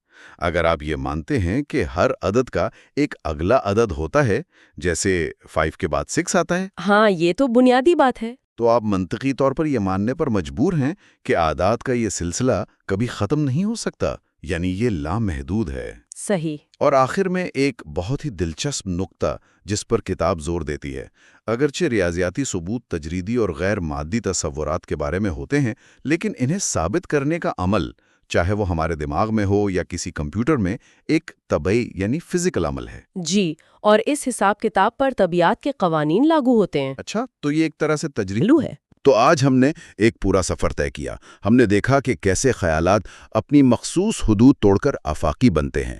ہم نے سوال اٹھایا کہ کیا ایک مشین کبھی حقیقی معنوں میں ایسے آفاقی خیالات تخلیق کر سکتی ہے؟ اور آخر میں ہم نے اس لامحدود میدان کی ایک جھلک دیکھی جس میں علم کا یہ سارا کھیل کھیلا جا رہا ہے۔ اور یہ تینوں تصورات ہمیں ڈیوڈ ڈوئچ کے مرکزی پیغام کی طرف واپس لاتے ہیں کہ علم اور ترقی کے امکانات لامحدود ہیں۔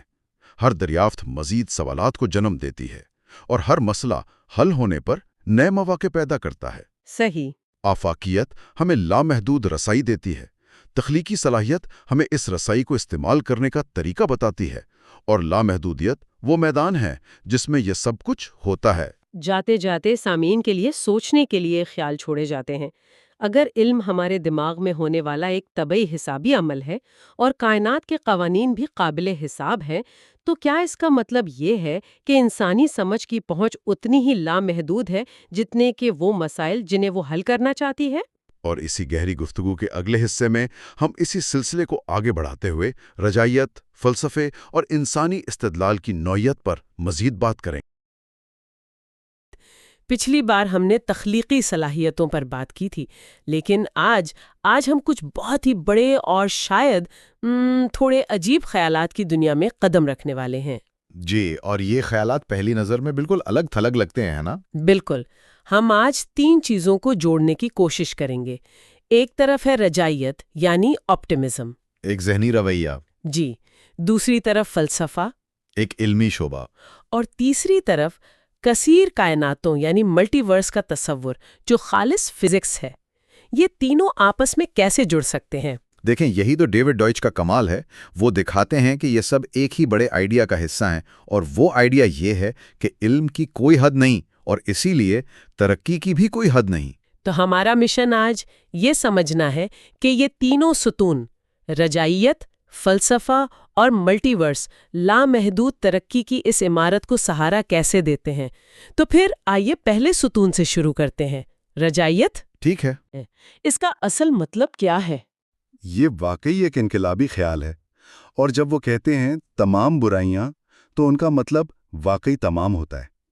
اس کا مطلب یہ ہے کہ دنیا میں جتنے بھی مسائل ہیں، چاہے وہ بیماریاں ہوں، غربت ہو، ماحولیاتی بحران ہوں، یہاں تک کہ انسانی ظلم؟ جی، یہاں تک کہ انسانی ظلم بھی، ڈوئچ کے مطابق یہ کائنات کے کوئی اٹل قانون نہیں ہے۔ وہ کوئی ایسی سزائیں نہیں جو ہمیں بھگتنی ہیں، وہ صرف ایسے مسائل ہیں جنہیں حل کرنے کا علم ابھی ہم نے تخلیق نہیں کیا۔ اچھا۔ یہی ڈیوڈ ڈوئچ کا رجائیت کا اصول ہے۔ یہ صرف ایک احساس نہیں بلکہ ایک اصول ہے۔ میں اس پر تھوڑا سا مزید بات کرنا چاہتی ہوں۔ یہ کہنا کہ تمام برائیاں ناکافی علم کی وجہ سے ہیں، کیا یہ کچھ زیادہ ہی سادہ نہیں لگتا؟ مطلب انسانی فطرت کے بارے میں کیا خیال ہے؟ طاقت کی ہوس، نفرت، کیا یہ چیزیں بھی مزید علم سے حل ہو سکتی ہیں؟ یہ بہت اچھا سوال ہے، اور یہ اس خیال کے بالکل مرکز میں ہے۔ دیکھیں، ڈوئچ یہ نہیں کہہ رہے کہ علم کوئی جادو کی چھڑی ہے جو فوراً سب کچھ ٹھیک کر دے گی۔ ٹھیک ہے۔ وہ یہ کہہ رہے ہیں کہ ان مسائل کے حل موجود ہیں، اور وہ حل طبیعت کے قوانین کے اندر ممکن ہے۔ مثال کے طور پر ظلم کو روکنے کے لیے بہتر سیاسی اور سماجی نظام بنائے جا سکتے ہیں، جو خود علم کی ایک شکل ہے۔ بالکل، یہ نظام بھی تو علم ہی ہے۔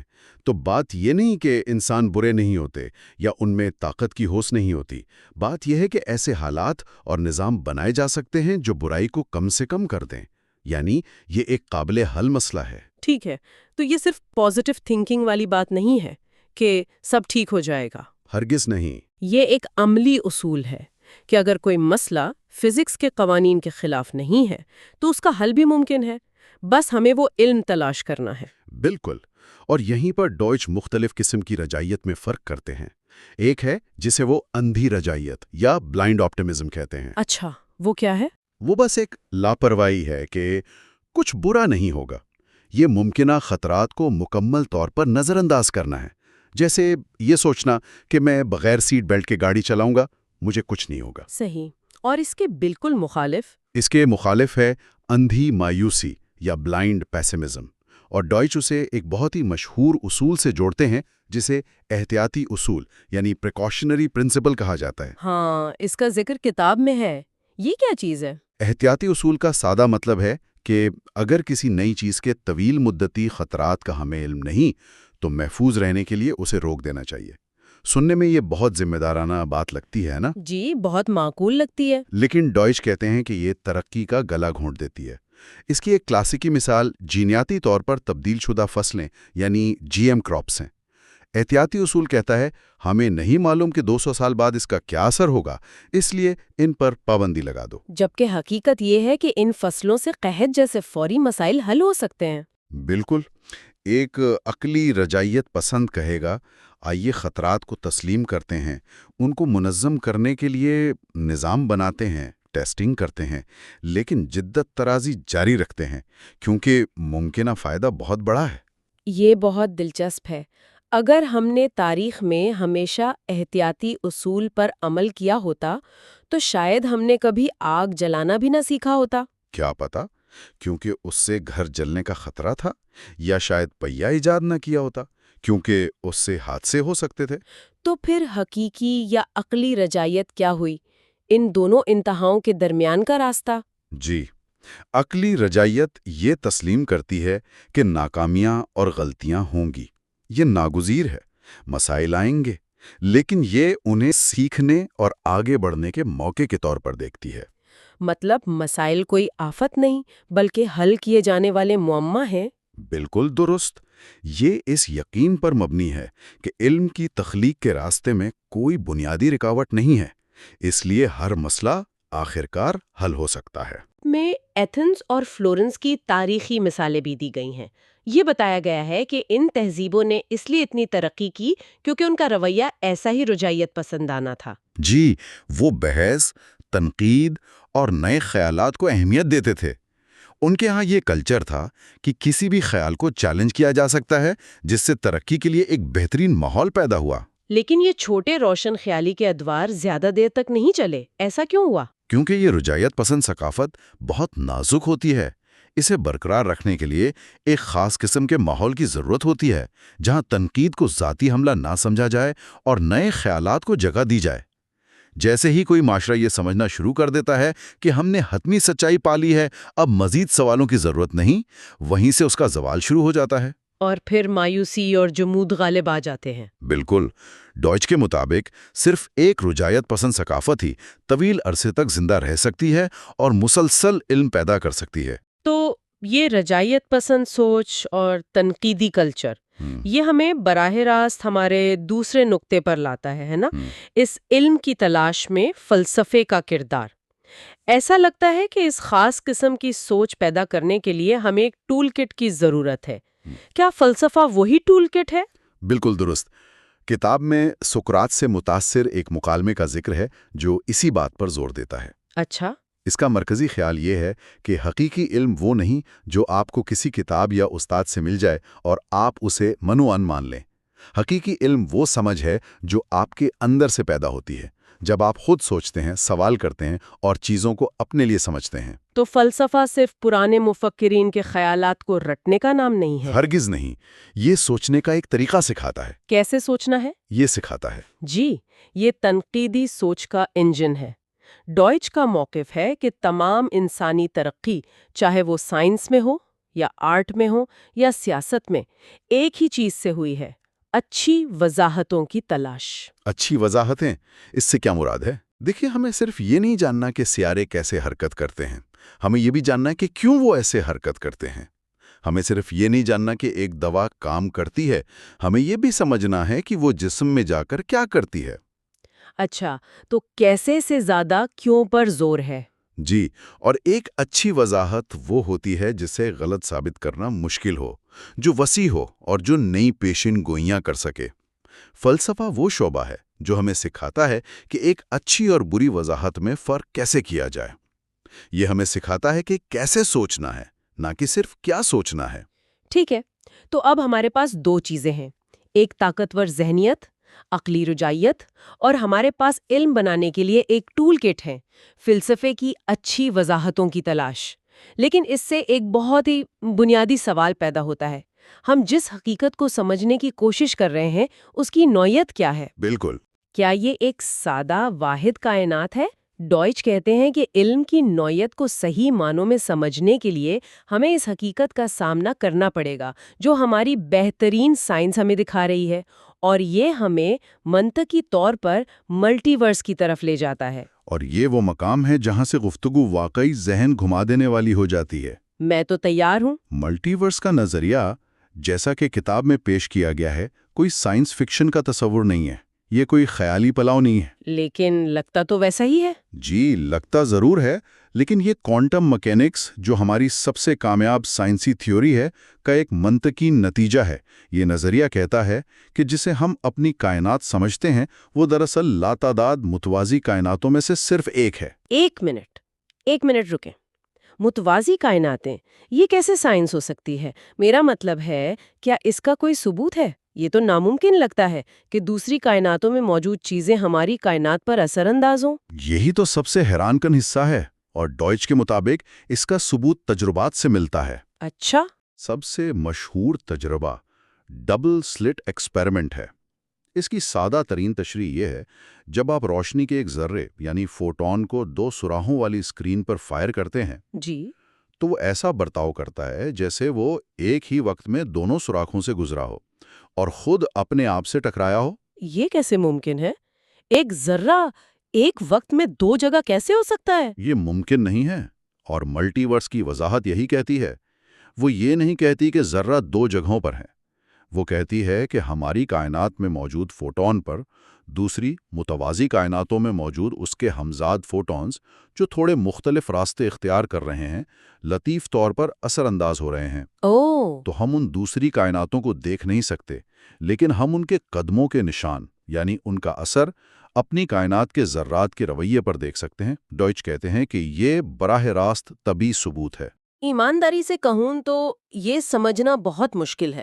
تو آپ کہہ رہے ہیں کہ میرے اس ورژن کے علاوہ جو ابھی یہاں آپ سے بات کر رہی ہے، ایک اور ورژن کسی دوسری کائنات میں موجود ہے جس نے آج یہ گفتگو نہ کرنے کا فیصلہ کیا؟ جی۔ اور وہ حقیقت بھی اتنی ہی اصلی ہے جتنی یہ؟ اتنی ہی اصلی ہے۔ ہر بار جب کوئی کوانٹم واقعہ ہوتا ہے، کائنات شاخوں میں تقسیم ہو جاتی ہے۔ ایک کائنات میں ایک نتیجہ نکلتا ہے اور دوسری میں دوسرا۔ تو ہاں، ایک ایسی کائنات موجود ہے جہاں آپ نے آج صبح ناشتے میں کچھ اور کھایا تھا، اور ایک ایسی بھی جہاں ڈائنوسور کبھی ختم ہی نہیں ہوئے۔ یہ تو بہت زیادہ ہے۔ اگر ہر ممکن نتیجہ کسی نہ کسی کائنات میں ہو رہا ہے تو کیا اس کا مطلب یہ ہے کہ ہمارے فیصلوں کی کوئی اہمیت نہیں؟ اگر میں کوئی اچھا کام کرتی ہوں تو کسی دوسری کائنات میں میری ہمزاد برا کام کر رہی ہے، تو کیا فرق پڑتا ہے؟ یہ ایک بہت عام اور منطقی سوال ہے، لیکن یہ ایک غلط فہمی پر مبنی ہے۔ ڈوئچ کے مطابق جسے ہم آزاد مرضی یا فری ول کہتے ہیں، وہ اس تناظر میں اور بھی زیادہ اہم ہو جاتی ہے۔ وہ کیسے ہے؟ آپ کی آزاد مرضی اس بات کا تعین کرتی ہے کہ آپ کی شعور کس راستے پر سفر کرے گی۔ آپ ان لاتعداد شاخوں میں سے کس شاخ کا تجربہ کرتے ہیں۔ آپ دوسری کائناتوں میں اپنے ہمزاد کے فیصلوں کے ذمہ دار نہیں ہیں، لیکن آپ اپنی اس تاریخ کے اس حقیقت کے ذمہ دار ہیں۔ آپ کے فیصلے آپ کی حقیقت کو تشکیل دیتے ہیں۔ اچھا، تو میں صرف اپنی حقیقت کی ذمہ دار ہوں۔ یہ بات کچھ سمجھ آتی ہے۔ کتاب میں فنجبلٹی کا ایک تصور بھی ہے۔ یہ بہت ٹیکنیکل لگتا ہے۔ کیا آپ اسے آسان الفاظ میں سمجھا سکتے ہیں؟ ضرور۔ اسے اس طرح سوچیں۔ تصور کریں کہ کاغذ کے ایک ٹکڑے پر سیاہی کے دو بالکل ایک جیسے قطرے گرائے جاتے ہیں، ایک جیسے ایٹم بائی ایٹم۔ ٹھیک ہے۔ ہماری کائنات میں قطرہ گرتا ہے اور ایک مخصوص چھینٹے کا نمونہ بناتا ہے۔ اب ملٹی ورس کے تناظر میں فنجبلٹی یہ کہتی ہے کہ ایک دوسری کائنات میں ایک بالکل ویسا ہی قطرہ بالکل انہی ابتدائی حالات میں ایک مختلف چھینٹے کا نمونہ بنائے گا۔ لیکن کیوں؟ اگر سب کچھ ایک جیسا تھا تو؟ کیونکہ وہ مختلف کائناتوں میں ہیں۔ وہ شروع میں فنجبل تھے، یعنی قابل تبادلہ، لیکن ان کی تاریخ ایک جیسی نہیں رہی۔ دوسری کائناتوں میں موجود ذرات کے لطیف اثرات نے نتیجہ بدل دیا۔ یہ سادہ سا خیال وجہ اور اثر کے ہمارے کلاسک تصور کو مکمل طور پر الٹ دیتا ہے۔ تو ایک جیسی چیزیں ایک جیسی نہیں رہتیں، یہ بہت گہری بات ہے، لیکن اب سب سے بڑا سوال، اس وسیع افراتفری سے بھرپور ملٹی ورس میں علم کی تخلیق جیسی منظم چیز کیسے فٹ ہوتی ہے؟ یہی ان تمام خیالات کا کلیدی ربط ہے، یہی وہ نقطہ ہے جہاں سب کچھ آپس میں جڑ جاتا ہے۔ ڈوئچ کہتے ہیں کہ علم کی تخلیق معلومات کے بہاؤ کا ایک منفرد چینل ہے۔ اس کا کیا مطلب ہے؟ اس کا مطلب یہ ہے کہ علم ان مختلف تاریخوں اور کائناتوں میں ہونے والے واقعات کو سمجھنے اور ان کی وضاحت کرنے کا ذریعہ ہے، غلطیوں کو درست کرنے اور اچھی وضاحتیں تلاش کرنے کے عمل کے ذریعے۔ اچھا۔ مختلف کائناتوں میں علم پیدا کرنے والی ہستیاں جیسے انسان اپنی اپنی تاریخوں میں بے پناہ اختلافات کے باوجود کائنات کے بارے میں ایک جیسی سمجھ پوچھ پر متفق ہو سکتی ہیں۔ ایک مثال دے سکتے ہیں؟ ضرور۔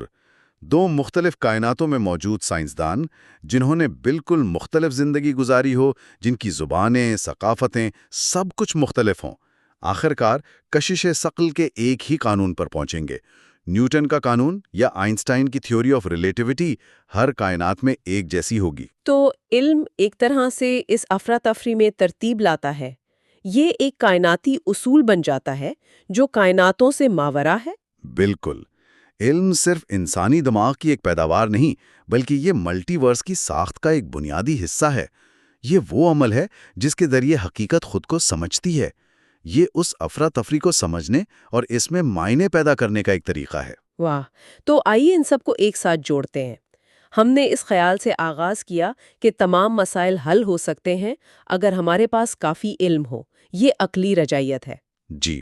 پھر ہم نے ان فلسفیانہ اوزاروں پر بات کی جو اس علم کو بنانے کے لیے ضروری ہیں، یعنی اچھی وضاحتوں کی تلاش۔ درست۔ اور آخر میں ہم حقیقت کے ایک ایسے ویژن تک پہنچے، ملٹی ورس، جہاں علم کی تخلیق خود ایک بنیادی عمل ہے جو لاتعداد متوازی تاریخوں میں ترتیب لاتا ہے۔ اور بڑا نقطہ یہ لگتا ہے کہ ہماری صلاحیتیں واقعی لامحدود ہیں۔ مستقبل کوئی ایسی چیز نہیں جو بس ہم پر واقع ہو جاتی ہے، یہ ان فیصلوں کا نتیجہ ہے جو ہم کرتے ہیں اور اس علم کا نتیجہ ہے جو ہم تخلیق کرتے ہیں۔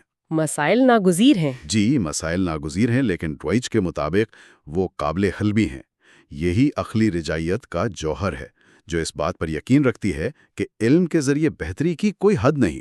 آخر میں ایک سوچ جو ہمارے سامعین کے لیے ہے، کتاب یہ تجویز کرتی ہے کہ ملٹی ورس کا نظریہ ہمیں یہ سوچنے پر مجبور کرتا ہے کہ ایک فرد ہونے کا کیا مطلب ہے جب ہماری لاتعداد نقول مختلف حقیقتوں میں موجود ہیں۔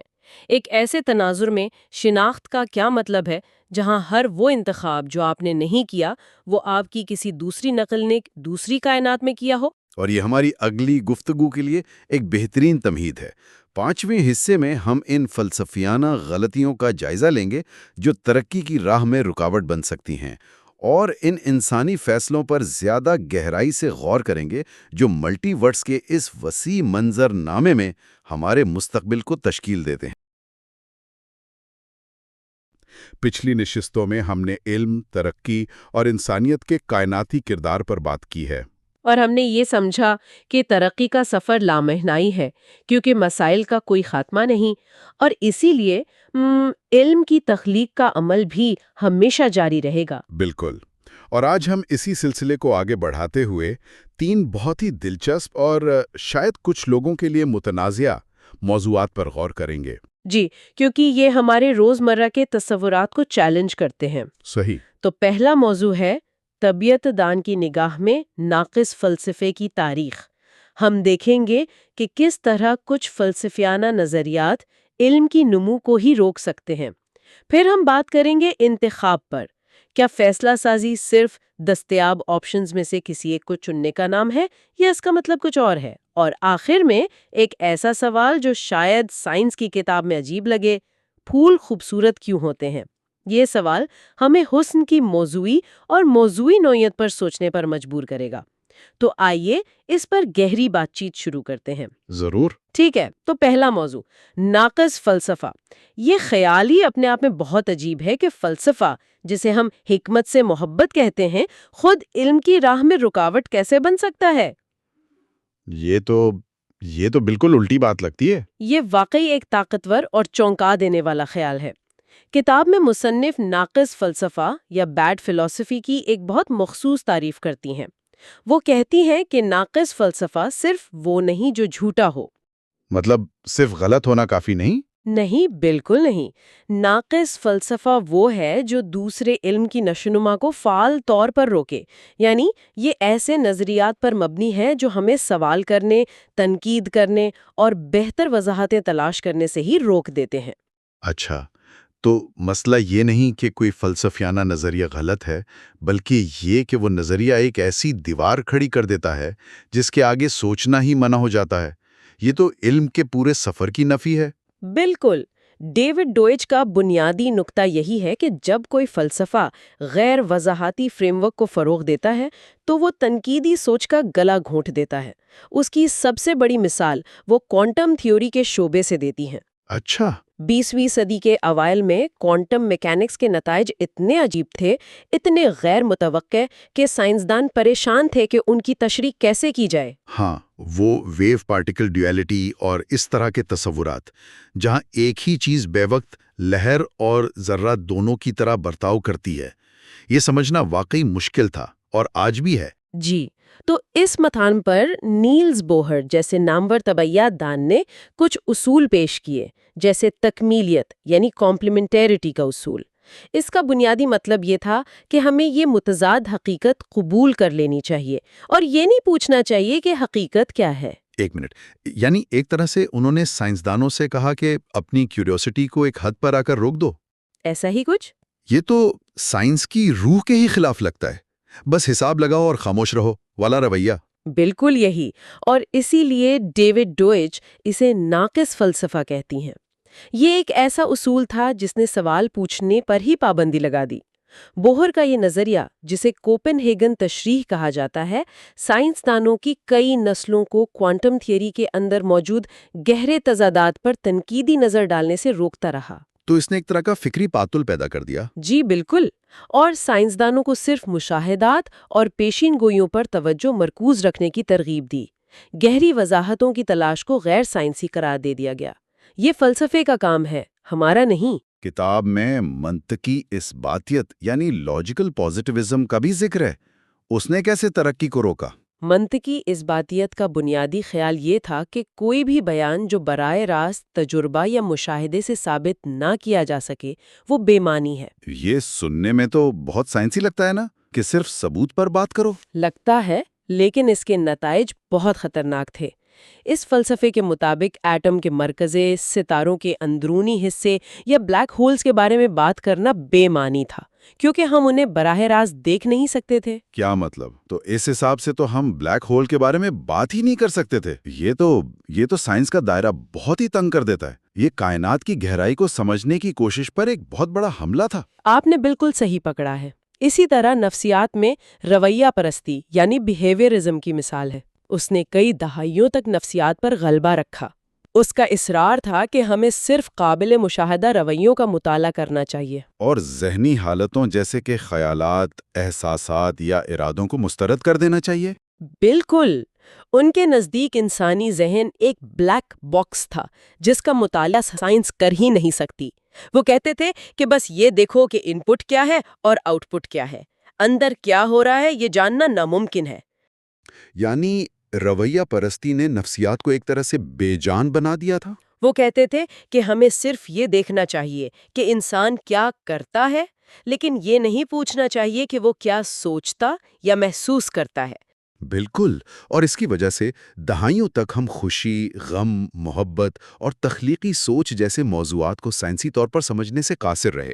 یہ سب ناقص فلسفے کی مثالیں ہیں جو وضاحتوں کی تلاش کو روکتی ہیں. تو پھر اس کا علاج کیا ہے؟ اس ناقص فلسفے کا مقابلہ کیسے کیا جائے؟ کتاب کے مطابق اس کا واحد علاج خود ترقی ہے. جب ہم ایک بہتر وضاحت پیش کرتے ہیں، جیسے کوانٹم کمپیوٹنگ نے ہمیں کوانٹم تھیوری کو گہرائی میں سمجھنے پر مجبور کیا، تو ناقص فلسفہ خود بخود کمزور پڑ جاتا ہے. اچھا، تو نئی اور بہتر وضاحتیں ہی پرانے ناقص نظریات کو ختم کرتی ہیں. جی ہاں. تو ناقص فلسفہ اچھی وضاحتوں کو پیدا ہونے سے روکتا ہے. یہ ایک طرح کا فکری لاک ڈاؤن ہے. لیکن اگر ہم اس لاک ڈاؤن سے نکلنا چاہتے ہیں تو ہمیں نئے راستے بنانے ہوں گے. اور یہیں سے ہمارا اگلا موضوع انتخاب شروع ہوتا ہے. کیا انتخاب صرف पहले से मौजूद रास्तों में से एक को चुनने का नाम है या फिर नए रास्ते बनाने का? ये एक बेहतरीन सवाल है और डेविड डॉयच के मुताबिक अक्ली फैसला साजी महज मौजूदा इंतखाब का जायजा लेना नहीं, बल्कि ये एक तख्लीकी अमल है जिसमें नए ऑप्शंस और नई वजाहतें तैयार की जाती हैं। ये महज इंतखाब नहीं बल्कि तख्लीक है। आम जिंदगी में तो हम यही समझते हैं कि इंतखाब का मतलब है कि हमारे सामने चंद मुतबादल हैं और हम उनमें से एक चुन लेते हैं, मतलब मेन्यू में से कोई डिश मुंतखब करना। लेकिन ये किताब कह रही है कि ये सोच ही महदूद है। इसको समझने के लिए किताब में सोशल चॉइस थ्योरी और ख़ास तौर पर केंथ एरो के मशहूर एरो थ्योरम का हवाला दिया गया है। ये थ्योरम रियाजियाती तौर पर साबित करता है कि कोई भी इज्तिमाई फैसला साजी का निज़ाम जैसे वोटिंग ऐसा नहीं हो सकता जो बेक वक्त मुनसिफाना और मुस्तकिल मिजाजी के चंद बुनियादी उसूलों पर पूरा उतरे। इसे थोड़ा आसान अल्फाज में समझाएं। इसका मतलब क्या है? मतलब जमहूरियत में कोई खराबी है? इसे ऐसे समझें, आप और दो दोस्त पिज़्ज़ा ऑर्डर कर रहे हैं। एक को चिकन टिक्का, दूसरे को फजीता और तीसरे को मार्गरीटा चाहिए। कोई भी ऐसा वोटिंग सिस्टम नहीं जो हमेशा एक ऐसा नतीजा दे जिससे सब खुश हों और जो मंतकी भी हो। हाँ, ये तो होता है। आखिर में कोई ना कोई नाराज होता ही है। केथ एरो ने रियाजी से यही साबित किया कि ये छोटा सा पिज़्ज़ा प्रॉब्लम दरअसल हर जमहूरी निज़ाम की एक बुनियादी हकीकत है। कोई भी सिस्टम कामिल नहीं हो सकता, हमेशा तजादात रहेंगे। लगता है मेरे दोस्तों के साथ हर वीकेंड पर एरो थ्योरम का अमली मुजाहरा होता है। लेकिन अगर ये सच है, अगर इज्तिमाई फैसला साजी के तमाम निज़ामों में बुनियादी खामियां हैं, तो फिर बेहतर मुआशरे कैसे तश्कील दिए जा सकते हैं? क्या जमहूरियत का सारा तस्वुर ही गलत है? यहाँ डेविड डॉयच एक बहुत ही अहम और मुख्तलिफ नुक्ता पेश करती हैं। वो कहती हैं कि हमने सियासी इदारों का मकसद ही गलत समझा है। उनका मकसद अवाम की मर्जी को नाफिज करना नहीं है, क्योंकि अवाम की मर्जी एक मुबहम और अक्सर मुतज़ाद चीज़ होती है। तो फिर मकसद क्या है? इसके बजाय सियासी इदारों की कामयाबी का पैमाना ये होना चाहिए कि वो बुरी पॉलिसियों और नाअहल रहनुमाओं को पुरअमन तरीके से हटाने में कितने मौसर हैं। वाह, ये तो बिल्कुल उलट सोच है। हम सबको यही सिखाया जाता है कि बेहतरीन उम्मीदवार को वोट दो, लेकिन ये किताब कह रही है कि मकसद बेहतरीन को चुनना नहीं बल्कि बदतरीन से जान छुड़ाना है। ये तो सियासत को देखने का पूरा जाविया ही बदल देता है। बिल्कुल, ये काइल पॉपर का मशहूर फलसफा है। इस नुक्ता नज़र से फैसला साजी का असल मरकज़ नताइज नहीं बल्कि अमल बन जाता है, यानी सिस्टम कितना अच्छा है गलतियों को ठीक करने में। Error correction. जी, असल अहमियत नए ऑप्शंस, नई पॉलिसियां और नए हल पैदा करने की सलाहियत में है। जब कोई मसला आता है तो अक्ली जवाब ये नहीं होता कि हमारे पास ऑप्शन ए और बी हैं, कौन सा चुनें, बल्कि अक्ली जवाब ये होता है कि क्या हम कोई नया ऑप्शन सी बना सकते हैं जो इन दोनों से बेहतर हो। तो ये तख्लीकी सोच फैसला साजी का मरकजी जुज़्व है। यही वो चीज़ है जो इंसानों को महज इंतखाब करने वाली मशीनों से अलग करती है। हम सिर्फ इंतखाब नहीं करते, हम मसाइल के हल के लिए नई वजाहतें और नए रास्ते बनाते हैं। बिल्कुल। और ये इनफरादी ज़िंदगी पर भी लागू होता है ना। जैसे करियर का इंतखाब करते वक्त सिर्फ मौजूदा नौकरियों को ना देखना, बल्कि ये सोचना कि मैं कौन सा नया रास्ता बना सकता हूँ जो अभी मौजूद ही नहीं है। बिल्कुल, इंतखाब एक जामिद अमल नहीं बल्कि एक मुतहर्रिक और तख्लीकी सफ़र है। हम सिर्फ मेन्यू से ऑर्डर नहीं करते, हम नई डिश इजाद करने की सलाहियत रखते हैं। ये वाकई सोच बदल देने वाला तस्वर है। तो अगर हम सियासत जैसे पेचीदा निज़ाम के लिए बेहतर वजाहतें तलाश कर सकते हैं, तो क्या हम ज़िंदगी के ऐसे पहलुओं के लिए भी वजाहतें तलाश कर सकते हैं जिन्हें हम खालिसतन ज़ाती समझते हैं, जैसे कि हुस्न? बिल्कुल, और ये हमें हमारे आखिरी मौजू की तरफ लाता है। फूल खूबसूरत क्यों होते हैं? आम ख्याल तो यही है कि हुस्न देखने वाले की आंख में होता है। Beauty is in the I of the beholder. ये खालिसतन मौजूई मामला है और डेविड डॉयच इसी आम और मकबूल ख्याल को चैलेंज करती हैं। वो तजवीज़ करती हैं कि जमालियात यानी एस्थेटिक्स में भी मारूजी सच्चाइयाँ हो सकती हैं, बिल्कुल साइंस की तरह। और इस दलील के लिए वो फूलों को अपनी बेहतरीन मिसाल के तौर पर पेश करती हैं। लेकिन ये کیسے ممکن ہے میری پسند کا رنگ نیلا ہو سکتا ہے اور کسی اور کا سرخ؟ اس میں موضوعی سچائی کہاں سے آ گئی؟ ہو سکتا ہے کہ تمام ثقافتوں میں پھولوں کو پسند کرنے کی وجہ صرف یہ ہو کہ وہ خوراک یا دوا کا ذریعہ رہے ہیں۔ تو یہ خوبصورتی نہیں بلکہ یوٹیلیٹی کی قدر ہے۔ کیا ہم افادیت اور حسن کو آپس میں ملا تو نہیں رہے؟ یہ ایک بہت اچھا نکتہ ہے، لیکن ڈوئچ کا استدلال اس سے کہیں گہرا ہے۔ پھولوں کے معاملے میں ان کی خوبصورتی کا ایک واضح حیاتی بیالوجیکل مقصد اور ایک گہری ارتقائی وضاحت موجود ہے۔ اچھا، پھولوں نے کیڑوں خاص طور پر شہد کی مکھیوں اور تتلیوں کو پولینیشن یعنی زرگل کی منتقلی کے لیے اپنی طرف متوجہ کرنے کے لیے خود کو خوبصورت بنایا۔ ان کے شوخ رنگ، دلکش نمونے اور خوشبو یہ سب کیڑوں کے لیے سگنل ہیں کہ یہاں نیکٹر موجود ہے۔ اچھا، تو پھولوں کا حسن دراصل صرف انسانوں کے لیے ہے ہی نہیں، یہ تو کیڑوں کو اپنی طرف کھینچنے کا ایک اشتہار ہے۔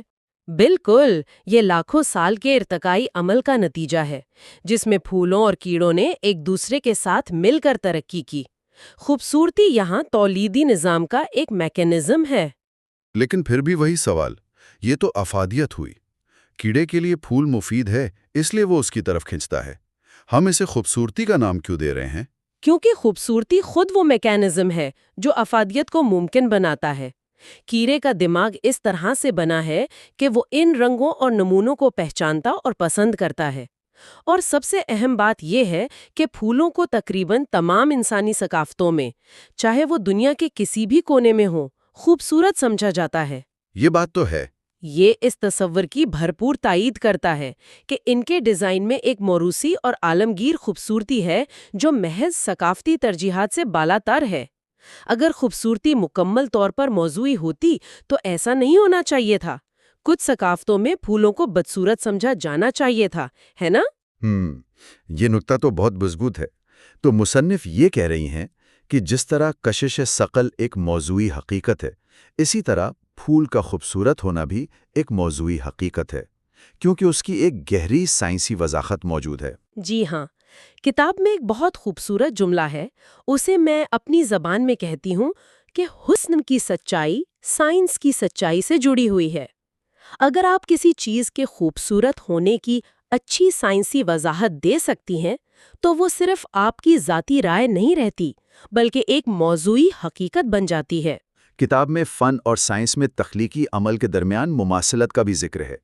جس طرح ایک سائنسی نظریہ خوبصورت یا سادہ یعنی ایلیگنٹ ہو سکتا ہے، اسی طرح فن کا ایک نمونہ بھی بنیادی سچائیوں کی عکاسی کر سکتا ہے۔ بالکل، دونوں شعبوں میں فنکار اور سائنسدان نامعلوم کو کھوجتے ہیں، تجربات کرتے ہیں اور خوبصورتی یا سچائی کی تلاش میں رہتے ہیں۔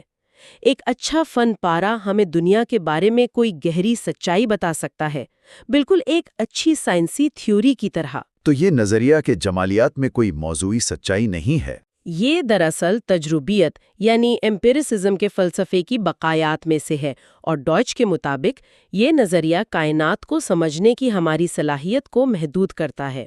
تو آج کی گفتگو کو سمیٹتے ہیں۔ ہم نے 3 بڑے نظریات پر بات کی۔ پہلا یہ کہ ناقص فلسفہ جو وضاحتوں کو رد کرتا ہے، علم کی ترقی کو روکتا ہے۔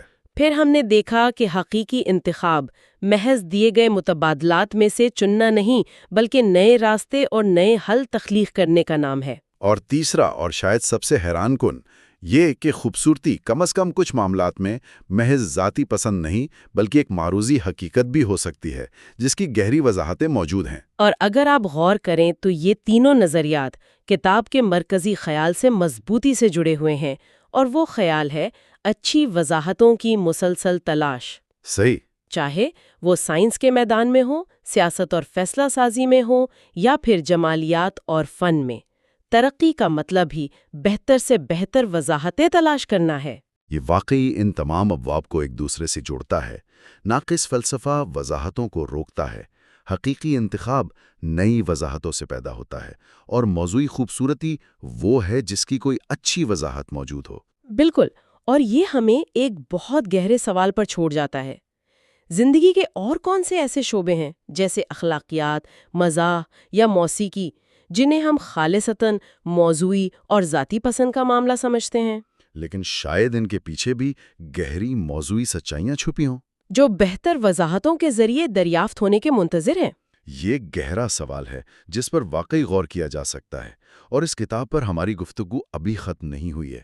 اگلی اور آخری نشست یعنی حصہ 6 میں ہم اس کتاب کے مجموعی فریم ورک کا اختتام کریں گے اور ان تمام نظریات کو ایک ساتھ جوڑ کر دیکھیں گے کہ ڈیوڈ ڈوئچ ہمیں مستقبل کے بارے میں کیا بتانا چاہتے ہیں۔ ہمارے ساتھ رہیے گا۔ تو آخر کار ہم ڈیوڈ ڈوئچ کی کتاب دی بگننگ آف انفینٹی کے سفر کے بالکل آخر میں پہنچ گئے ہیں۔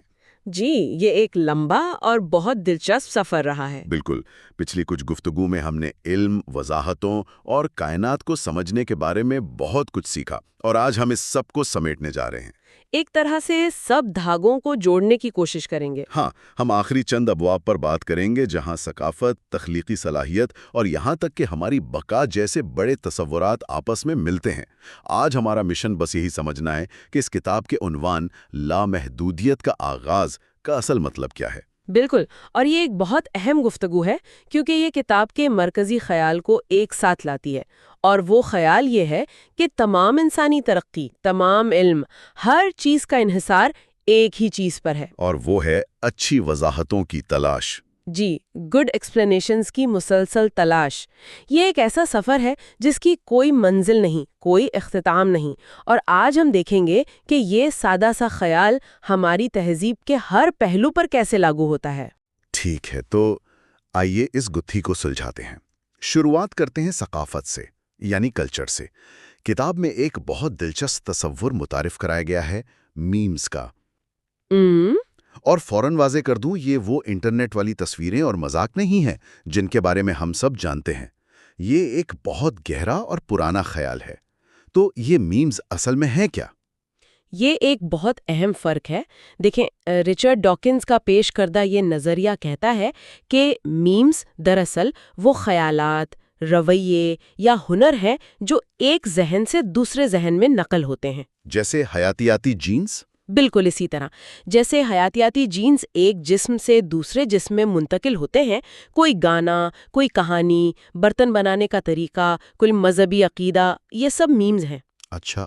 لیکن یہاں ایک بہت بڑا فرق ہے جسے ڈیوڈ ڈوئچ نے اجاگر کیا ہے۔ جینز تو صرف ایک شکل میں یعنی ڈی این اے میں نقل ہوتے ہیں، لیکن میمز کو کامیابی سے نقل ہونے کے لیے 2 مختلف شکلوں میں موجود ہونا پڑتا ہے۔ 2 شکلوں میں؟ اس کا کیا مطلب ہوا؟ ایک تو اسے کسی کی یادداشت میں ایک خیال کے طور پر موجود ہونا چاہیے، اور دوسرا اسے اس شخص کے رویے یا عمل میں ظاہر ہونا چاہیے تاکہ کوئی دوسرا اسے دیکھ کر سیکھ سکے۔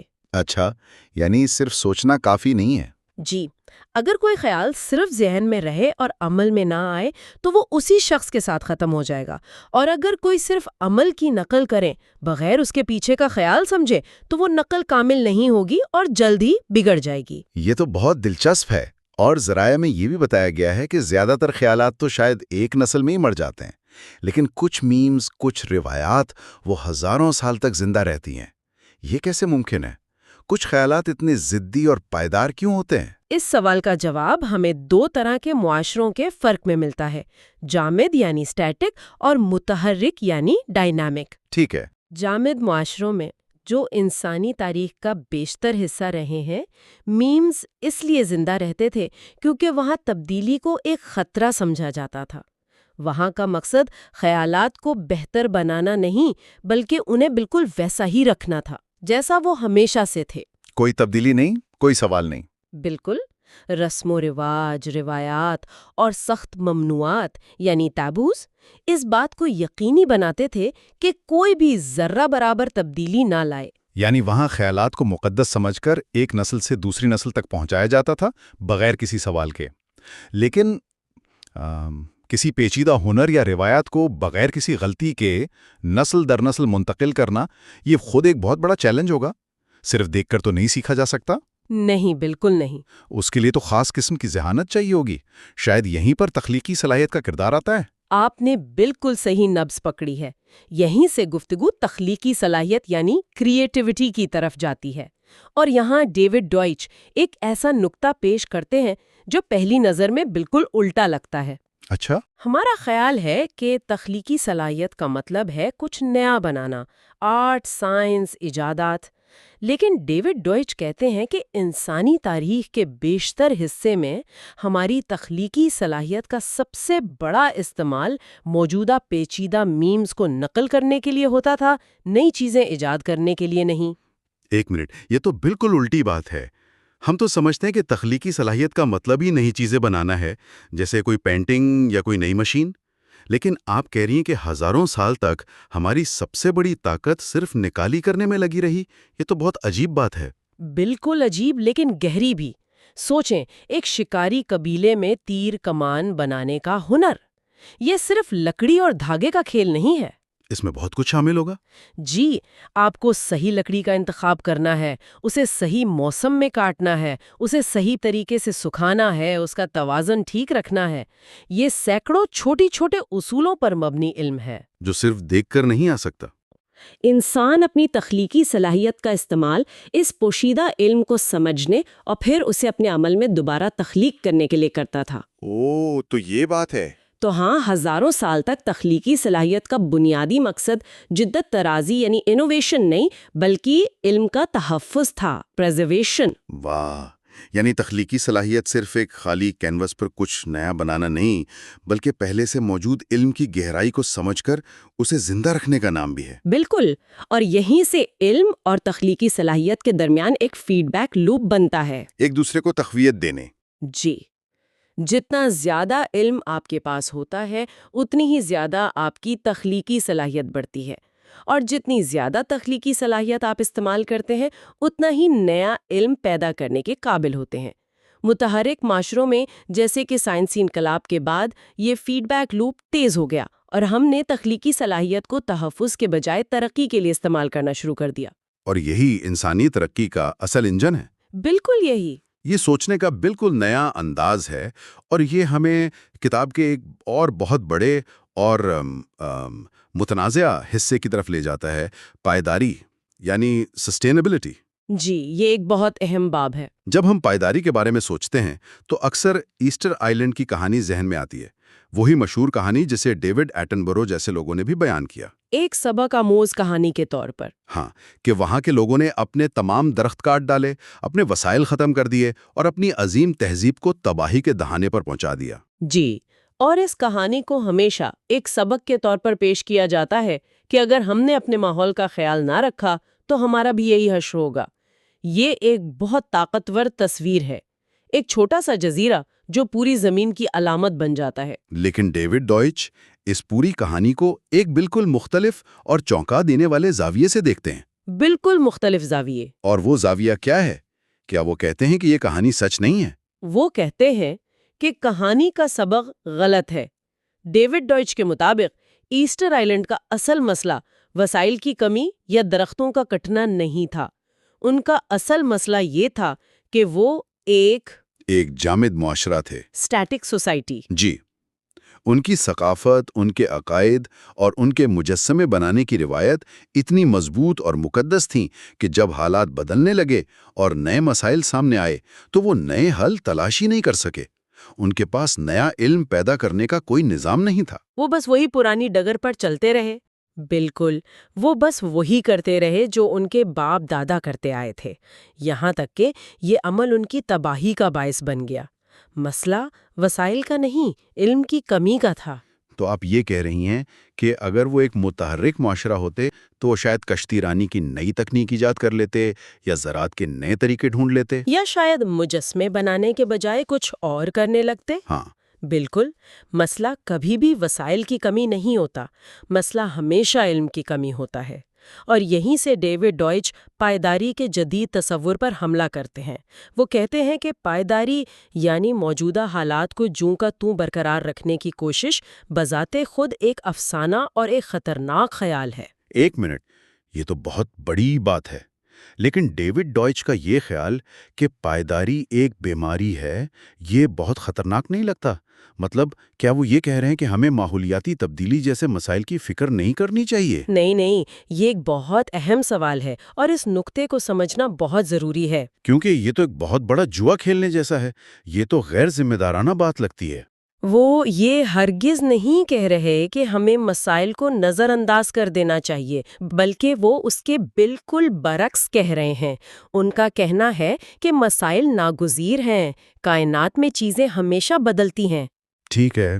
بقا کا راستہ یہ نہیں کہ ہم تبدیلی کو روکنے کی کوشش کریں اور ایک خیالی مستحکم حالت حاصل کرنے کی کوشش کریں جو کبھی موجود ہی نہیں تھی۔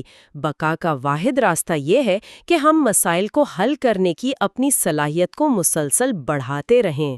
تو پھر پائیداری بیماری کیسے ہوئی؟ اگر پائیداری کا مطلب ہے کہ ہم ترقی روک دیں، نئی ٹیکنالوجی پر پابندی لگا دیں اور معاشی ترقی کو ختم کر دیں تاکہ حالات نہ بدلیں، تو ہاں، ڈیوڈ ڈوئچ کے مطابق یہ ایک بیماری ہے۔ یہ ایسٹر آئی لینڈ والی سوچ ہے، جامد رہنا۔ اچھا، اب سمجھ میں آیا۔ اصل پائیداری جامد رہنے میں نہیں بلکہ مسائل کو حل کرنے کی متحرک صلاحیت میں ہے۔ تو ان کے مطابق ماحولیاتی تبدیلی کا حل کم توانائی استعمال کرنا نہیں بلکہ صاف توانائی پیدا کرنے کے بہتر اور نئے طریقے ایجاد کرنا ہے، یعنی مسئلے سے بھاگنا نہیں۔ بلکہ اسے علم کے ذریعے حل کرنا ہے۔ آپ نے بالکل ٹھیک سمجھا۔